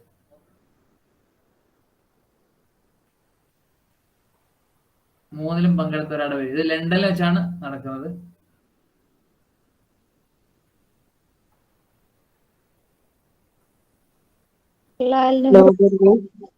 കേട്ടില്ല. ജവഹർലാൽ നെഹ്റു. ഇല്ല, ജവഹർലാൽ നെഹ്റു പങ്കെടുത്തിട്ടില്ല. ഇതിൽ മൂന്നിലും പങ്കെടുത്ത ഒരാള് ഡോക്ടർ BR അംബേദ്കർ ആണ്. ഇതിൽ പല പ്രതിനിധികൾ പങ്കെടുക്കും. അതായത് ബ്രിട്ടീഷുകാരുടെ പ്രതിനിധി ഉണ്ടാവും, ബ്രിട്ടീഷ് ഇന്ത്യയുടെ പ്രതിനിധി ഉണ്ടാവും, ബ്രിട്ടീഷ് ഇന്ത്യ അല്ലാതെയുള്ള അതിനെ റിബലായിട്ട് നിൽക്കുന്ന ആളുകളുടെ പ്രതിനിധികളുണ്ടാവും. അങ്ങനെ വ്യത്യസ്ത വിഭാഗങ്ങളിൽ നിന്നുള്ള പ്രതിനിധികൾ ഉണ്ടാവും. അപ്പൊ അതില് ഡോക്ടർ BR അംബേദ്കർ ഉണ്ടായിരുന്നു. Okay, fine. അടുത്ത ക്വസ്റ്റ്യൻ ഡോക്ടർ BR അംബേദ്കറിനെ കുറിച്ചാണ്. Which of the following statements are incorrect? BR Ambedkar was the first minister of law and justice of independent India. സ്വതന്ത്ര ഇന്ത്യയുടെ ആദ്യത്തെ നിയമനീതി വകുപ്പ് മന്ത്രിയായിരുന്നു BR Ambedkar. BR Ambedkar founded scheduled caste association. BR Ambedkar ആണ് ഫൗണ്ട് ചെയ്തത്. Prakash Ambedkar was the grandson of BR Ambedkar. Udayabhumi is related to BR Ambedkar. ഇത് ഏതാണ് കറക്റ്റ് എന്നാണ് ക്വസ്റ്റ്യൻ, ഇൻകറക്റ്റ് എന്നാണ് question. Option 2 only, 1 and 3, 2 and 4, 4 only. ഇതിലേതാണ്?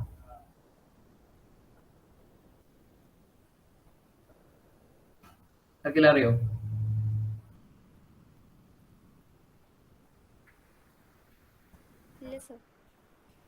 Okay, fine. 2 and 4 ആണ്. 2 ഉം 4 ഉം. അതായത് ഷെഡ്യൂൾഡ് കാസ്റ്റ് അസോസിയേഷനും പ്രകാശ് അംബേദ്കർ അദ്ദേഹത്തിന്റെ മരുമകന് അല്ല, ഗ്രാൻഡ് സൺ, കൊച്ചുമകനും അല്ല, ചെറുമകനും അല്ല. ഓക്കെ, ബാക്കി രണ്ടും കറക്റ്റ് ആണ്. നമുക്ക് ജസ്റ്റ് അദ്ദേഹത്തെ കുറിച്ചുള്ള കുറച്ച് കാര്യങ്ങൾ നോക്കാം. Is A father of Indian constitution, prime architect of Indian constitution.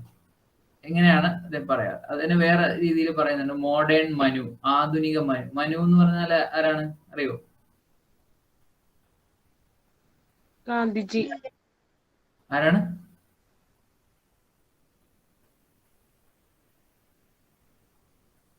എന്തോ പറഞ്ഞിരുന്നു. അതെ, മനുസ്മൃതി എന്ന് പറയുന്ന, അതായത് ഹിന്ദു മതവുമായി ബന്ധപ്പെട്ടുകൊണ്ടുള്ള സിവിൽ നിയമങ്ങളാണ് മനുസ്മൃതിയിലുള്ളത്. അങ്ങനെയുള്ള നിയമങ്ങൾ കൊണ്ടുവന്നിട്ടുള്ള ആളാണ് മനു. അപ്പോ അതൊരു ആധുനിക മനു എന്നാണ്. അത് ഇന്ത്യക്ക് വേണ്ട നിയമങ്ങൾ കൊണ്ടുവന്ന ആൾ. അതായത് മോഡേൺ ബുദ്ധ, ഇദ്ദേഹത്തെ വിളിച്ചിരുന്നു ബാബാ സാഹേബ് എന്നൊക്കെ വിളിച്ചിരുന്നു. Okay, Ambedkar served as chairman of the drafting committee of the constitution of India and minister of law and justice in the first cabinet of Jawaharlal Nehru. ഇദ്ദേഹത്തിന്റെ പഠനം എവിടെയൊക്കെ നടന്നത്? University of Bombay, Columbia university, London school of economics, etcetera. Founded the independent labour party. ഇദ്ദേഹം found ചെയ്ത പാർട്ടിയാണ് independent labour party എന്നുള്ളത്. Okay, ഇത് just ഒന്ന് മനസ്സിൽ വെക്കുക. പിന്നെ ഇദ്ദേഹം later renounced Hinduism and inspired Dalit Buddhist movement. ഇദ്ദേഹം ഹിന്ദു മതം വിട്ടിട്ട് ദളിത് മതത്തിലേക്ക് പോവാണ്. അപ്പൊ നമ്മള് ജയ് ഭീം എന്നാണ് ഇദ്ദേഹത്തെ സല്യൂട്ട് ചെയ്തത്. നമ്മൾ ജയ് ഹിന്ദ് എന്ന് പറയുന്ന പോലെ ഇദ്ദേഹം സല്യൂട്ടേഷൻ ആയിട്ട് ജയ് ഭീം ആണ് ഉപയോഗിക്കുക. പിന്നെ ഇദ്ദേഹം പബ്ലിഷ് ചെയ്ത ന്യൂസ് പേപ്പേഴ്സ് അല്ലെങ്കിൽ പബ്ലിക്കേഷൻ ഇതാണ് മൂക നായക്, ബഹിഷ്കൃത് ഭാരത് എന്നൊക്കെയാണ്. ഇദ്ദേഹം 3 റൗണ്ട് വട്ടമേശ സമ്മേളനങ്ങളിലും പങ്കെടുത്തിട്ടുള്ള ആളാണ്. 1932 ഇൻഡിപെൻഡന്റ് ലേബർ പാർട്ടി രൂപീകരിക്കുന്നത്, സ്വതന്ത്ര തൊഴിലാളി സംഘടന. All India scheduled caste federation, പിന്നെ മഹത് മൂവ്മെന്റ്, ഇതൊക്കെ അദ്ദേഹത്തിൻ്റെതാണ്. അതുപോലെ ഡെത്ത് ആനിവേഴ്സറി, അദ്ദേഹത്തിന്റെ ഡെത്ത് ആനിവേഴ്സറി ആണ് മഹാപരിനിർവൻ ദിവസ് ആയിട്ട് ആചരിക്കുന്നുണ്ട്. മഹാപരിനിർവൻ ദിവസ്. അത് നമ്മുടെ നാട്ടിലുള്ള ദളിത് സംഘടനകൾ പലരും വലിയ ആഘോഷമായിട്ട് ഇദ്ദേഹത്തിന്റെ അതായത് ജന്മദിനത്തെയും ജന്മവാർഷികത്തെയും ചരമവാർഷികത്തെയും ആഘോഷിക്കുന്നത്. അതുമായി ബന്ധപ്പെട്ട് പല പ്രോഗ്രാംസും നടക്കുന്നതായിട്ട് നമുക്ക് കാണാൻ കഴിയും. ഓക്കെ, അദ്ദേഹത്തിന്റെ ഗ്രന്ഥങ്ങളാണ് caste in India, their mechanism, genesis and development and 11 other essays. പിന്നെ philosophy of Hinduism, India and the prerequisites of communism, revolution and counter revolution, Buddha or Karl Marx. Riddles in Hinduism, essays on untouchables and untouchability, the evolution of provincial finance in British India, the untouchables, who were they and why they become untouchables. അപ്പോൾ ഈ ഗ്രന്ഥങ്ങളൊക്കെ പ്രത്യേകം നമുക്ക് മനസ്സിലാക്കാം. പലതും അതിശക്തമായ രീതിയിലുള്ള ജാതി വ്യവസ്ഥ, തൊട്ടുകൂടായ്മ, തീണ്ടിക്കൂടായ്മ, ഇങ്ങനെയുള്ള സാമൂഹികമായിട്ടുള്ള വളരെ മോശമായ പ്രവണതകൾക്കെതിരെ ശക്തമായി ശബ്ദിക്കുകയും വളരെ പ്രൊഫഷണലായിട്ട് ഗ്രന്ഥരചന നടത്തുകയും ചെയ്തിട്ടുള്ള ആളായിരുന്നു വി ആർ അംബേദ്കർ. അദ്ദേഹത്തിന്റെ ഗ്രന്ഥങ്ങൾ പരിശോധിച്ച് നമുക്ക് മനസ്സിലാവും. വളരെ ആഴത്തിൽ പഠിച്ച് നല്ല റെഫറൻസോട് കൂടിയുള്ള രീതിയിലാണ് ഹിന്ദു പലതരത്തിലുള്ള ഹിന്ദുയിസത്തിലെ കാര്യങ്ങൾക്ക് അദ്ദേഹം മറുപടി നൽകുന്നതാണ്. ഓക്കെ, പിന്നെ the annihilation of caste, Pakistan of the partition of India, what Congress and Gandhi have done to the untouchables, mister Gandhi and the emancipation of untouchables, the Buddha and this dharma, ഇതൊക്കെയാണ് അദ്ദേഹത്തിന്റെ ഗ്രന്ഥങ്ങൾ. ഓക്കെ, അടുത്തത് which of the following statements are incorrect?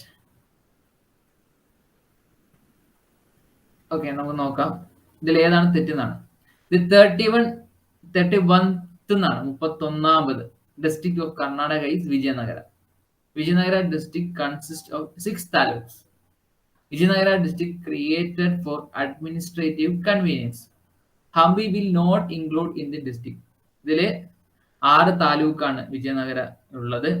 Vijayanagaram ഒരു ഭരണപരമായ ഒരു സൗകര്യത്തിന് വേണ്ടിയാണ് ഇങ്ങനെ ഒരു പുതിയ ജില്ല ഉണ്ടാക്കിയത്. ഹംപി എന്ന് പറയുന്ന വിനോദസഞ്ചാര കേന്ദ്രമാണ്. അതുപോലെ ഒരു ചരിത്ര പ്രാധാന്യമുള്ള യുനെസ്കോയുടെ ലോക പൈതൃക പട്ടികയിൽ ഇടം നേടിയ ഒരു സ്ഥലമാണ് ഹംപി. അത് ഈ പുതിയ ജില്ലയിലല്ല, വിജയനഗര ജില്ലയിലല്ല എന്ന്. അപ്പൊ ഇതിൽ ഈ 4-ൽ ഏതൊക്കെയാണ് തെറ്റ്? Option 1 only, 1, 2 and 3, 4 only, all of the above. ഇതിൽ ഏതാണ് തെറ്റ്? Option C. ഓപ്ഷൻ സി ആണ് തെറ്റ്. നമുക്ക് നോക്കാം. ഓപ്ഷൻ സി അല്ല, ഓപ്ഷൻ സി ആണ്, 4 only എന്നുള്ളത്. ഓക്കെ, ഞാൻ ഓപ്ഷൻ സി എന്ന് പറഞ്ഞപ്പോ 3ാമത്തെ point Vijayanagara district created for administrative convenience എന്നതിലേക്ക് നോക്കി. Okay, sorry. ഓക്കെ, ഹംപി എന്ന് പറയുന്നത് എന്തിലുള്ളതാണ്? വിജയനഗര ഡിസ്ട്രിക്റ്റിൽ ഉള്ളതാണ്. ഓക്കെ, ഇതിൽ കാര്യം പറയും, 2020 പുതിയൊരു ജില്ല രൂപീകരിച്ചിട്ടുള്ളത് വിജയനഗര. അതുകൊണ്ട് ഈ ക്വസ്റ്റ്യൻ നമ്മുടെ ഒരു കറണ്ട് അഫയേഴ്സുമായി ബന്ധപ്പെട്ടുള്ള ക്വസ്റ്റ്യൻ ആണ്, അല്ലാതെ നമുക്ക് വേറെ ഒന്നുമായിട്ട് ഈ ക്വസ്റ്റ്യൻ കണക്ട് ചെയ്യാൻ പറ്റില്ല. അപ്പോൾ നമ്മുടെ പത്രവായന അല്ലെങ്കിൽ ഇങ്ങനെയുള്ള കാര്യങ്ങൾ ഉള്ളവർക്ക് മാത്രം ആൻസർ ചെയ്യാൻ കഴിയുന്ന ഒന്നാണ് ഇത്. Okay, 7th question, in connection with globalization, examine the following statements and find out the incorrect statement. ഒരു ഗ്ലോബലൈസേഷൻ എന്ന് പറയും. എന്താണ് ഗ്ലോബലൈസേഷൻ എന്ന് പറഞ്ഞാല്? ആഗോളവൽക്കരണം എന്ന് നമുക്കൊരു ഏകദേശം ഒരു ഐഡിയ ഉണ്ട് ആഗോളവൽക്കരണം എന്താണെന്നുള്ളത്. അത് നമ്മുടെ മനസ്സിലുണ്ടാവും. എന്താണ് ഒന്ന് ഷോർട്ടായിട്ട് എന്താ ആഗോളവൽക്കരണം എന്ന് പറയാൻ കഴിയുമോ? ആർക്കെങ്കിലും ഒരു ഡെഫിനിഷൻ തരാൻ പറ്റുമോ? ലോകം ഒരു കുടക്കീഴിൽ. ഓക്കെ, അതായത് നമ്മുടെ ലോകം എല്ലാവരുടെ അടുത്തേക്ക് ചുരുങ്ങാണ്. അപ്പൊ എന്റെ മുന്നിൽ നിങ്ങൾ ഈ കേരളത്തിന്റെ വ്യത്യസ്ത ഭാഗങ്ങളിലുള്ള ആളുകളാണ്. നിങ്ങൾ എന്ത് ചെയ്യുന്നു? എന്റെ ക്ലാസ് കേൾക്കുന്നു, ഞാൻ നിങ്ങൾക്ക് ക്ലാസ് എടുക്കുന്നു. ഇതൊക്കെ ഈ ഒരു ആഗോളവൽക്കരണ ഭാഗമായി ലോകത്തെ എവിടെയുള്ള ആൾക്കും തമ്മിൽ ബന്ധപ്പെടാനും വ്യവസായം നടത്താനും കച്ചവടം നടത്താനും അവരുടെ ആശയം കൈമാറാനും കഴിയും. ഇതാണ് ഒരു ഗ്ലോബലൈസേഷൻ എന്ന് പറയാം. എന്റെ ഒരു ഡെഫിനിഷൻ ഉണ്ട്. Globalisation the process of interaction and integration among people, companies, government worldwide. ഇങ്ങനെ കുറെ കാര്യങ്ങളുണ്ട്. ഇതിൽ ചില അഡ്വേഴ്സ് കോൺസിക്വൻസസ് ഉണ്ട്. എന്താണ്? നെഗറ്റീവ് ആയിട്ടുള്ള കാര്യങ്ങളും പെട്ടെന്ന് നമ്മുടെ അടുക്കലേക്ക് എത്തും. ഇപ്പൊ terrorism, job insecurity, currency fluctuation, price instability, ഇതെല്ലാം നമ്മളെ പെട്ടെന്ന് നമ്മളെ ബാധിക്കും. അതായത് ലോകത്ത് ഏതെങ്കിലും ഒരു രാജ്യത്ത് നടക്കുന്ന സാമ്പത്തിക പ്രശ്നം പോലും അതെന്ത് ചെയ്യും? മറ്റുള്ള രാജ്യങ്ങളെയും ബാധിക്കും. കാരണം ഇവരെല്ലാം കണക്റ്റഡ് ആണ്. അങ്ങനെ എല്ലാവരും ഒരു കൊടക്കയിലേക്ക്, ഒരു international trade, exchange of idea, beliefs and culture, ഇങ്ങനെ കുറെ കാര്യങ്ങൾ, ടെക്നോളജി, ഇതെല്ലാം നമ്മൾ ഷെയർ ചെയ്യുന്നു. ഓക്കെ, അപ്പോ എന്തായിരുന്നു ക്വസ്റ്റ്യൻ? ഇതിൽ ഏതൊക്കെയാണ് സ്റ്റേറ്റ്മെന്റ് ആണ് ഇതുമായി കണക്റ്റഡ് അല്ലാത്തത് എന്നാണ്? ഇൻകറക്റ്റ് സ്റ്റേറ്റ്മെന്റ് ആണ് integration of national economy. Integration എന്ന് പറഞ്ഞാൽ ഒരുമിച്ച് കൂട്ടുക എന്നുള്ള ഒരു മീനിങ് ആണ്. നാഷണൽ എക്കോണമി, ദേശീയ സാമ്പത്തിക വ്യവസ്ഥയെ ഒരുമിച്ച് കൂട്ടുക, അത് നടക്കുന്നുണ്ടോ? No frontiers of states and continents. Frontiers എന്ന് പറഞ്ഞാൽ ബൗണ്ടറീസ് ആണ് ഉദ്ദേശിക്കുന്നത്, ഒരു അതിർവരമ്പില്ല. സ്റ്റേറ്റ്സ് എന്നതുകൊണ്ട് ഉദ്ദേശിക്കുന്നത് നമ്മുടെ സംസ്ഥാനങ്ങൾ എന്ന അർത്ഥത്തിലല്ല, രാജ്യങ്ങൾ എന്നാണ്. അപ്പൊ നമ്മുടെ രാജ്യങ്ങളും ഭൂഖണ്ഡങ്ങളും തമ്മിൽ അതിർത്തി അല്ലെങ്കിൽ അതിർവരമ്പുകൾ ഇല്ലാതാവുന്നു. Labour power increases in several dimension. തൊഴിലാളിയുടെ ശക്തി വ്യത്യസ്ത ഡയമെൻഷനിൽ, വ്യത്യസ്ത വീക്ഷണങ്ങളിൽ അല്ലെങ്കിൽ വ്യത്യസ്ത തലങ്ങളിൽ വർദ്ധിക്കുന്നു. ദി ന്യൂ ഗ്ലോബൽ ഓർഡർ, ഒരു പുതിയ ഒരു ആഗോള വ്യവസ്ഥിതി രൂപപ്പെട്ടു വരുന്നു. ഇത് ഏതാണ് തെറ്റായിട്ടുള്ളതെന്നാണ്? Option D. Option D 3 only. Okay. Labour power സത്യത്തില് ഡിക്രീസ് ചെയ്യാണ് ചെയ്യുന്നത്. കാരണം എവിടെ നിന്നും തൊഴിലാളികളുടെ എണ്ണം കൂടുമ്പോൾ നമുക്കറിയാം, ചെറിയൊരു 100 രൂപയ്ക്ക് അല്ലെങ്കിൽ ഒരു 300 രൂപയ്ക്ക് ഡെയിലി ജോലി ചെയ്യാനുള്ള കുറെ ആളുകൾ ഉണ്ടാവുമ്പോൾ, കുറെ ലേബേഴ്സ് ഉണ്ടാവുമ്പോൾ അവർക്ക് എല്ലാവർക്കും ഇവിടെ നിന്ന് ജോലി ചെയ്യാൻ കഴിയുന്ന ഒരു അവസ്ഥ വരുമ്പോൾ റേറ്റ് ഇത് കൂടില്ല, അവരുടെ പവർ കൂടുകയില്ല. അവർ ഇങ്ങനെ സെപ്പറേറ്റഡ് ആയ അല്ലെങ്കിൽ ചെറിയ ചെറിയ ജോലിക്ക് പോലെ ആളെ കിട്ടുമെങ്കിൽ പിന്നെ ഇവരെ താങ്ങേണ്ട ആവശ്യമില്ലല്ലോ, കൂടുതൽ ശമ്പളത്തിന് ആളെ താങ്ങേണ്ട ആവശ്യമില്ല. അപ്പൊ ഇങ്ങനെ ലേബർ പവർ ഒരുമിക്കല്ല, അത് ഭിന്നിച്ചു പോവാണ് ചെയ്യുന്നത്. അത് ലോകത്തിന് പലയിടത്തായതുകൊണ്ട്. ഓക്കെ, അടുത്തത് കുറച്ച് okay. Which of the following statements are incorrect? K. Kelappan started an indefinite fast in connection with Guruvayur Satyagraha. Al-Islam was the monthly journal of Pakkam Abdul Qadir Maulid. The member of Savarna Jada submitted their demands. T.K. Madhavan attended the Kokkanada Congress. ഇതിൽ ഏതാണ് തെറ്റ്? 3 only, 4 only, 1 and 2, 2 and 4.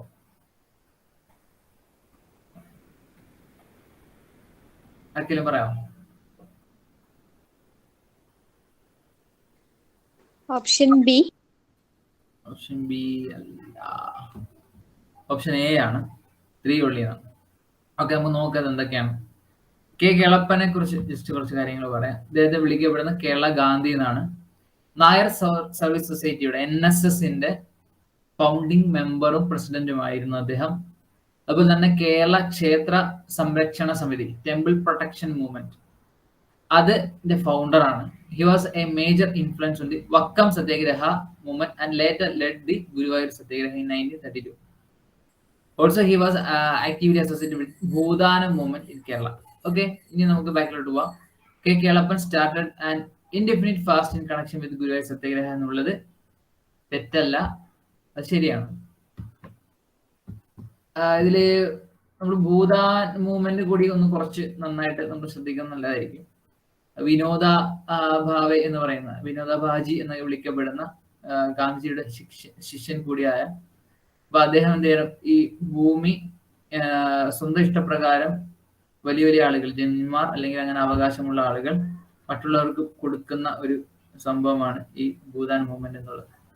ഇന്നും അതിന്റെ അതിനെ base ചെയ്തുകൊണ്ട് കുറെ സംഭവങ്ങളൊക്കെ നിലനിൽക്കുന്നുണ്ട്. നമ്മുടെ രാമേട്ടര ഭാഗത്തൊരു സേവാ മന്ദിർ പോസ്റ്റ് ബേസിക് സ്കൂൾ, അതിന്റെ TTI എന്നൊക്കെ പറയുന്ന സ്ഥാപനങ്ങളൊക്കെ ആ രീതിയിൽ, ആ ഒരു കൺസെപ്റ്റില് വന്നിട്ടുള്ള ആ ഒരു സംഘവുമായി റിലേറ്റഡ് ആയിട്ടുള്ളതാണ്. അങ്ങനെ കുറെ സ്ഥാപനങ്ങൾ ഇപ്പോഴും നിലവിലുണ്ട്. അതൊക്കെ അന്നത്തെ ഒരു നവോത്ഥാനത്തിന്റെ അല്ലെങ്കിൽ ഒരു പരിവർത്തനത്തിന് ഒരുപാട് പ്രാധാന്യമുള്ള ഒരു ഏരിയയാണ് ഈ ഭൂദാന പ്രസ്ഥാനം എന്നുള്ളത്. അടുത്ത വക്കം അബ്ദുൽ ഖാദർ മൗലവിയാണ്. നമുക്ക് ഒരുപാട് അറിയാവുന്ന ആളാണ്. സ്വദേശാഭിമാനിയാണ് അദ്ദേഹത്തിന്റെ പത്രം, അതിന്റെ എഡിറ്റർ ആയിരുന്നു രാമകൃഷ്ണപിള്ള. അപ്പൊ സ്വദേശാഭിമാനി രാമകൃഷ്ണപിള്ള എന്ന് അറിയപ്പെടുന്ന തന്നെ അദ്ദേഹമാണ് the father of Islamic renaissance in Kerala. കേരളത്തിലെ മുസ്ലിം നവോത്ഥാനത്തിന്റെ പിതാവ് എന്നാണ് അദ്ദേഹത്തെ അറിയപ്പെടുന്നത്. അതുപോലെ തന്നെ അദ്ദേഹം 1906 അൽ ഇസ്ലാം അല്ല മുസ്ലിം എന്ന് പറയുന്ന ഒരു പ്രസിദ്ധീകരണം ഉണ്ടാക്കുകയാണ്, പുറത്തിറക്കാണ്. പിന്നെ അൽ ഇസ്ലാം 1918 പിന്നെ ദീപിക 1931.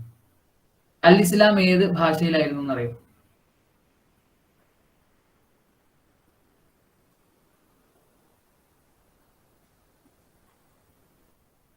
ഏത് ഭാഷയിലായിരുന്നു?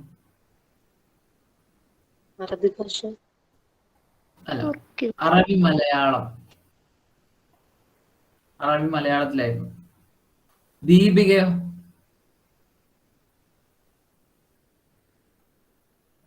മലയാളം. മലയാളത്തിലായിരുന്നു. ഓക്കെ. ഇനി ഇദ്ദേഹം സ്ഥാപിച്ച ചില സംഘടനകൾ: ഓൾ ട്രാവൻകൂർ മുസ്ലിം മഹാജനസഭ, ചിറങ്കീർ താലൂക്ക് മുസ്ലിം സമാജം. ഇനി ഇദ്ദേഹം എന്താണ് സ്ഥാപിക്കുന്നതിൽ ഇദ്ദേഹം കൂടി കാരണക്കാരനായെന്നാണ് മുസ്ലിം ഐക്യ സംഘം ഏറിയാട് രൂപീകരിക്കുന്നത്. അതുപോലെ ലജ്നത്തുൽ മുഹമ്മദിയ അസോസിയേഷൻ ഓഫ് ആലപ്പുഴ എന്നും നിലനിൽക്കുന്ന ഒന്നാണ്. അതിന്റെ സ്ഥാപനത്തിൽ അദ്ദേഹം അതിന്റെ സ്ഥാപിക്കുന്നതിന് അദ്ദേഹം സഹായിച്ചിട്ടുണ്ട്. പിന്നെ ധർമ്മഭൂഷണി സഭ കൊല്ലത്തെ, അതിലും അദ്ദേഹം സഹായിച്ചിട്ടുണ്ട്. ഇസ്ലാമിയ പബ്ലിഷിംഗ് ഹൗസ്, ഇത് വക്കമൗലി തുടങ്ങിയ ഒരു പബ്ലിഷിംഗ് ഹൗസ് ആണ്. ഇത് ഒരു ബുക്കാണ് പബ്ലിഷ് ചെയ്തിട്ടുള്ളത്, 2 വോളിയങ്ങളുള്ള. ഏതാണെന്ന് പറയാം? ഒരു ട്രാൻസ്ലേഷൻ ആയിരുന്നു.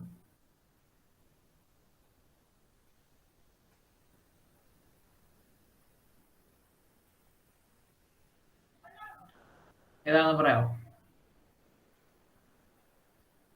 ഓക്കെ, ഇത് സ്വദേശാഭിമാനി വക്കമൗലി. കേട്ടില്ല.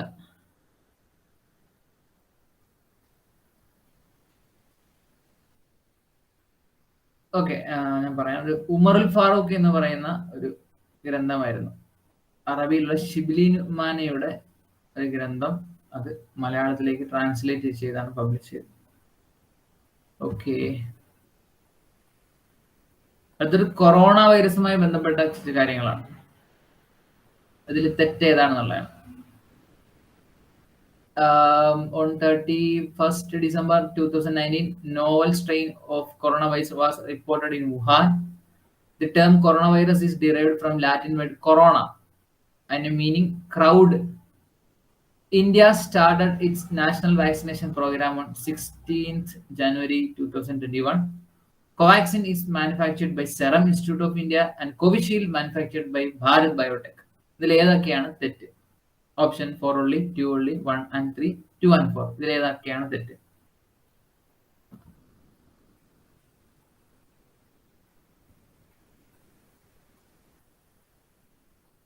Option B. Option B or D.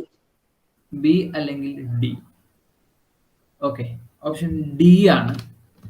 2ഉം 4ഉമാണ്. എന്താണ് 4 തെറ്റാൻ കാരണം?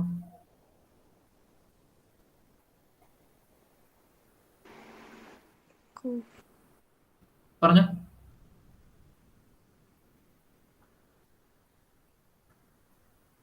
കോവാക്സിൻ ആരുടേതാണ്?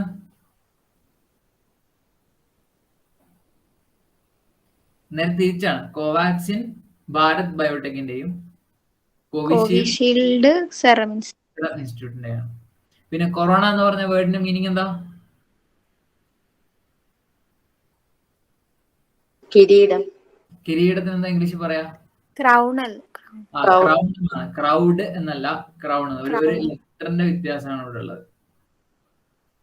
ഓക്കെ, ബാക്കിയെല്ലാം കറക്റ്റ് ആണ്. പിന്നെ COVID-19 എന്നതിന്റെ ഫുൾ ഫോം അറിയാലോ അല്ലെ?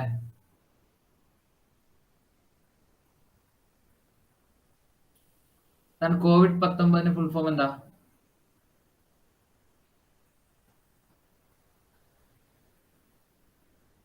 അല്ലെ 19 എന്താണ് സൂചിപ്പിക്കുന്നത്? COVID-19 19 2019 ആണ്. അപ്പൊ കോവിഡ് എന്ന് പറഞ്ഞാലോ?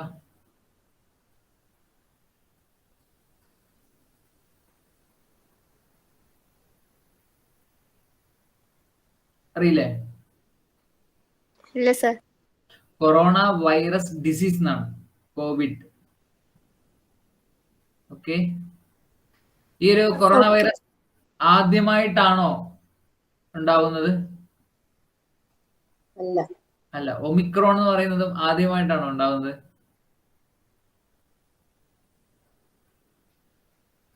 ഒമിക്രോൺ എന്ന് പറയുന്ന വകഭേദം അറിയില്ല. ഓക്കെ, അത് ആദ്യമായിട്ടല്ല, ഇങ്ങനെ പല വകഭേദം.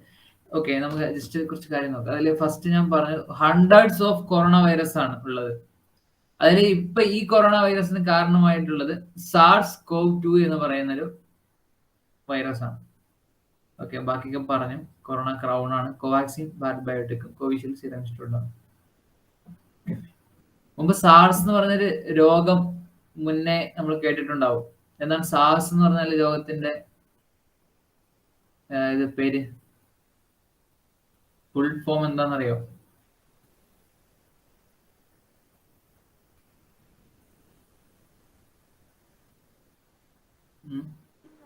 പ്ലേഗ്. പ്ലേഗ് അല്ല, പ്ലേഗ് പഴയൊരു രോഗമാണ്. Okay, severely acquired respiratory syndrome എന്നാണെന്ന് തോന്നുന്നത്. Okay,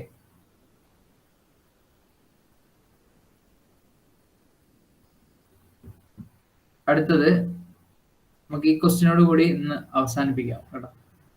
which of the following statements are incorrect? ഇതും ഇൻകറക്റ്റ് ആണ്. ഓക്കെ, ഇതിങ്ങനെ വായിക്കുമ്പോൾ നമുക്കറിയാം ഗംഗ, ഭഗീരഥി, അളകനന്ദ, യമുന, രംഗ, സാങ്പോ ഇതൊക്കെ ഒരു നദികളെ കുറിച്ചാണുള്ളതെന്ന് മനസ്സിലാവും. പ്രത്യേകിച്ചും ഗംഗാ നദിയുമായി ബന്ധപ്പെട്ട ക്വസ്റ്റ്യൻ ആണ്.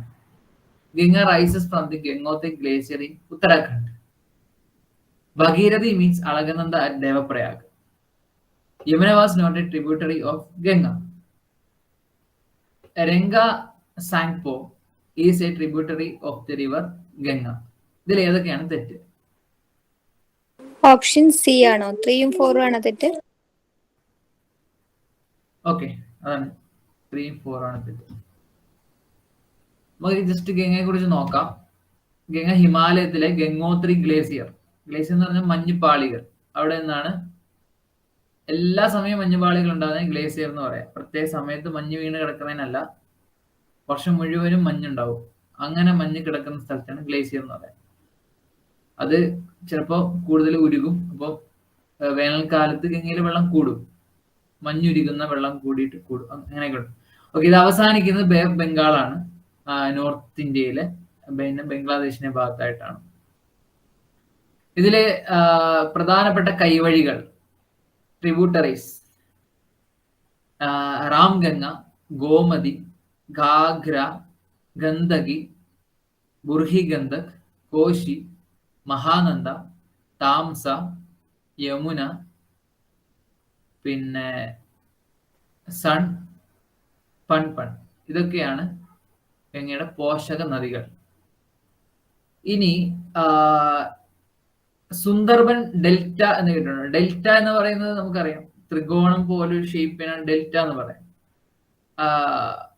നമ്മുടെ ട്രയാങ്കിൾ പോലെയുള്ള. അപ്പോൾ സുന്ദർബൻ ഡെൽറ്റ എന്ന് പറഞ്ഞാൽ ആ ഒരു രൂപത്തിലുള്ള ദ്വീപ്, അതായത് ചുറ്റും വരുന്ന. അപ്പോൾ ലോകത്തെ തന്നെ ഏറ്റവും വലിയ ഡെൽറ്റ സൃഷ്ടിക്കുന്നത് ഗംഗാ നദി അവിടെ ബേ ഓഫ് ബംഗാളിലേക്ക് ചേരുന്ന ഒരു സ്ഥലത്താണ്. ഇനി ഹെഡ് സ്ട്രീംസ് എന്ന് പറയാം. ഹെഡ് സ്ട്രീംസ് എന്നാൽ 2 വലിയ നദികൾ ചേർന്നാണ് ഗംഗാ നദി ആവുന്നത്.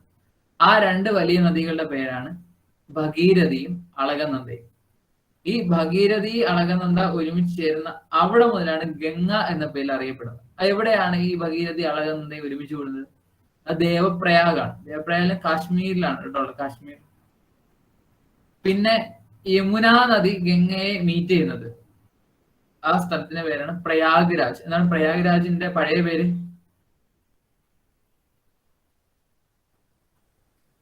അറിയോ? കുറെ പേര് മാറ്റങ്ങൾ നടന്നിരുന്നു.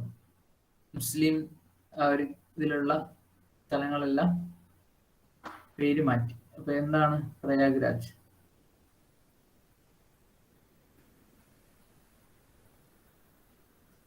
ആർക്കെങ്കിലും അറിയോ? ഓക്കെ, അലഹാബാദ് ആയിരുന്നു. അലഹാബാദ് ആയിരുന്നു പ്രയാഗ്രാജ് ആക്കിയത്. ഓക്കെ, ഈ സ്ഥലത്തിന് ത്രിവേണി സംഗമം എന്നാണ് പറയാ. ത്രിവേണി എന്ന് പറഞ്ഞാൽ നമ്മൾ പലയിടത്തും കേട്ടിട്ടുണ്ട്. എന്താണ് ത്രിവേണി എന്ന് പറഞ്ഞാല്? 3 സംഗമിക്കും. 3 സംഗമം. ഇവിടെ യമുനയും ഗംഗയും സംഗമിക്കുന്നു എന്ന് പറഞ്ഞു. പക്ഷെ 3ാമതൊരു നദി ഏതാ? സരസ്വതിയോ സരസ്വതിയോ? അതെ, സരസ്വതി നദി എന്ന് പറയുന്ന നദി ഉണ്ടോ? ഇല്ല. ഇല്ല, അത് സാങ്കല്പികമായ ഒരു വേദങ്ങളിലോ ഒക്കെ പറഞ്ഞിട്ടുള്ള പരാമർശമുള്ള ഒരു നദിയാണ് സരസ്വതി നദി. അത് ആ ഒരു പ്രദേശത്തൂടെയാണ് ഒഴുകിയിരുന്നത് എന്നൊക്കെയാണ് വിശ്വാസം. അല്ലെങ്കിൽ അതിന് പല രേഖകളും പലതരത്തിലും ഉണ്ട്. ചിലപ്പം ഉണ്ടാകാം എന്നുള്ള സാധ്യതയുണ്ട്. ഒരു പക്ഷേ നദി ഇല്ലാതായി പോയതാകാം ഇന്ന്. പക്ഷെ ഇപ്പോഴും വിശ്വാസത്തില് അതുവഴി അവിടെ വെച്ച് എന്ത് ചെയ്യുന്നുണ്ട്, സരസ്വതി നദിയും ഗംഗയോട് ചേരുന്നുണ്ട് എന്നാണ് വിശ്വാസം. അതാണ് ത്രിവേണി സംഗമം എന്ന് പറഞ്ഞിട്ടുള്ളത്. ഓക്കെ, ഇനി ഇതിൽ പറഞ്ഞിട്ടുള്ള രംഗ സാങ്പോ എന്നുള്ളതൊക്കെ ബ്രഹ്മപുത്ര നദിയുമായി ബന്ധപ്പെട്ടാണ് കിടക്കുന്നത്. ഓക്കെ, അതിന് നമുക്ക് ഗംഗയുമായിട്ട് ബന്ധമില്ല. തൽക്കാലം നമുക്ക് അവസാനിപ്പിക്കാം. العلم ضياء المستقبل والعالم صاحبه الأول والعالم يجعل دنيانا بالعلم سلاما كي نعمل. العلم ضياء المستقبل والعالم صاحبه الأول والعالم يجعل دنيانا بالعلم سلاما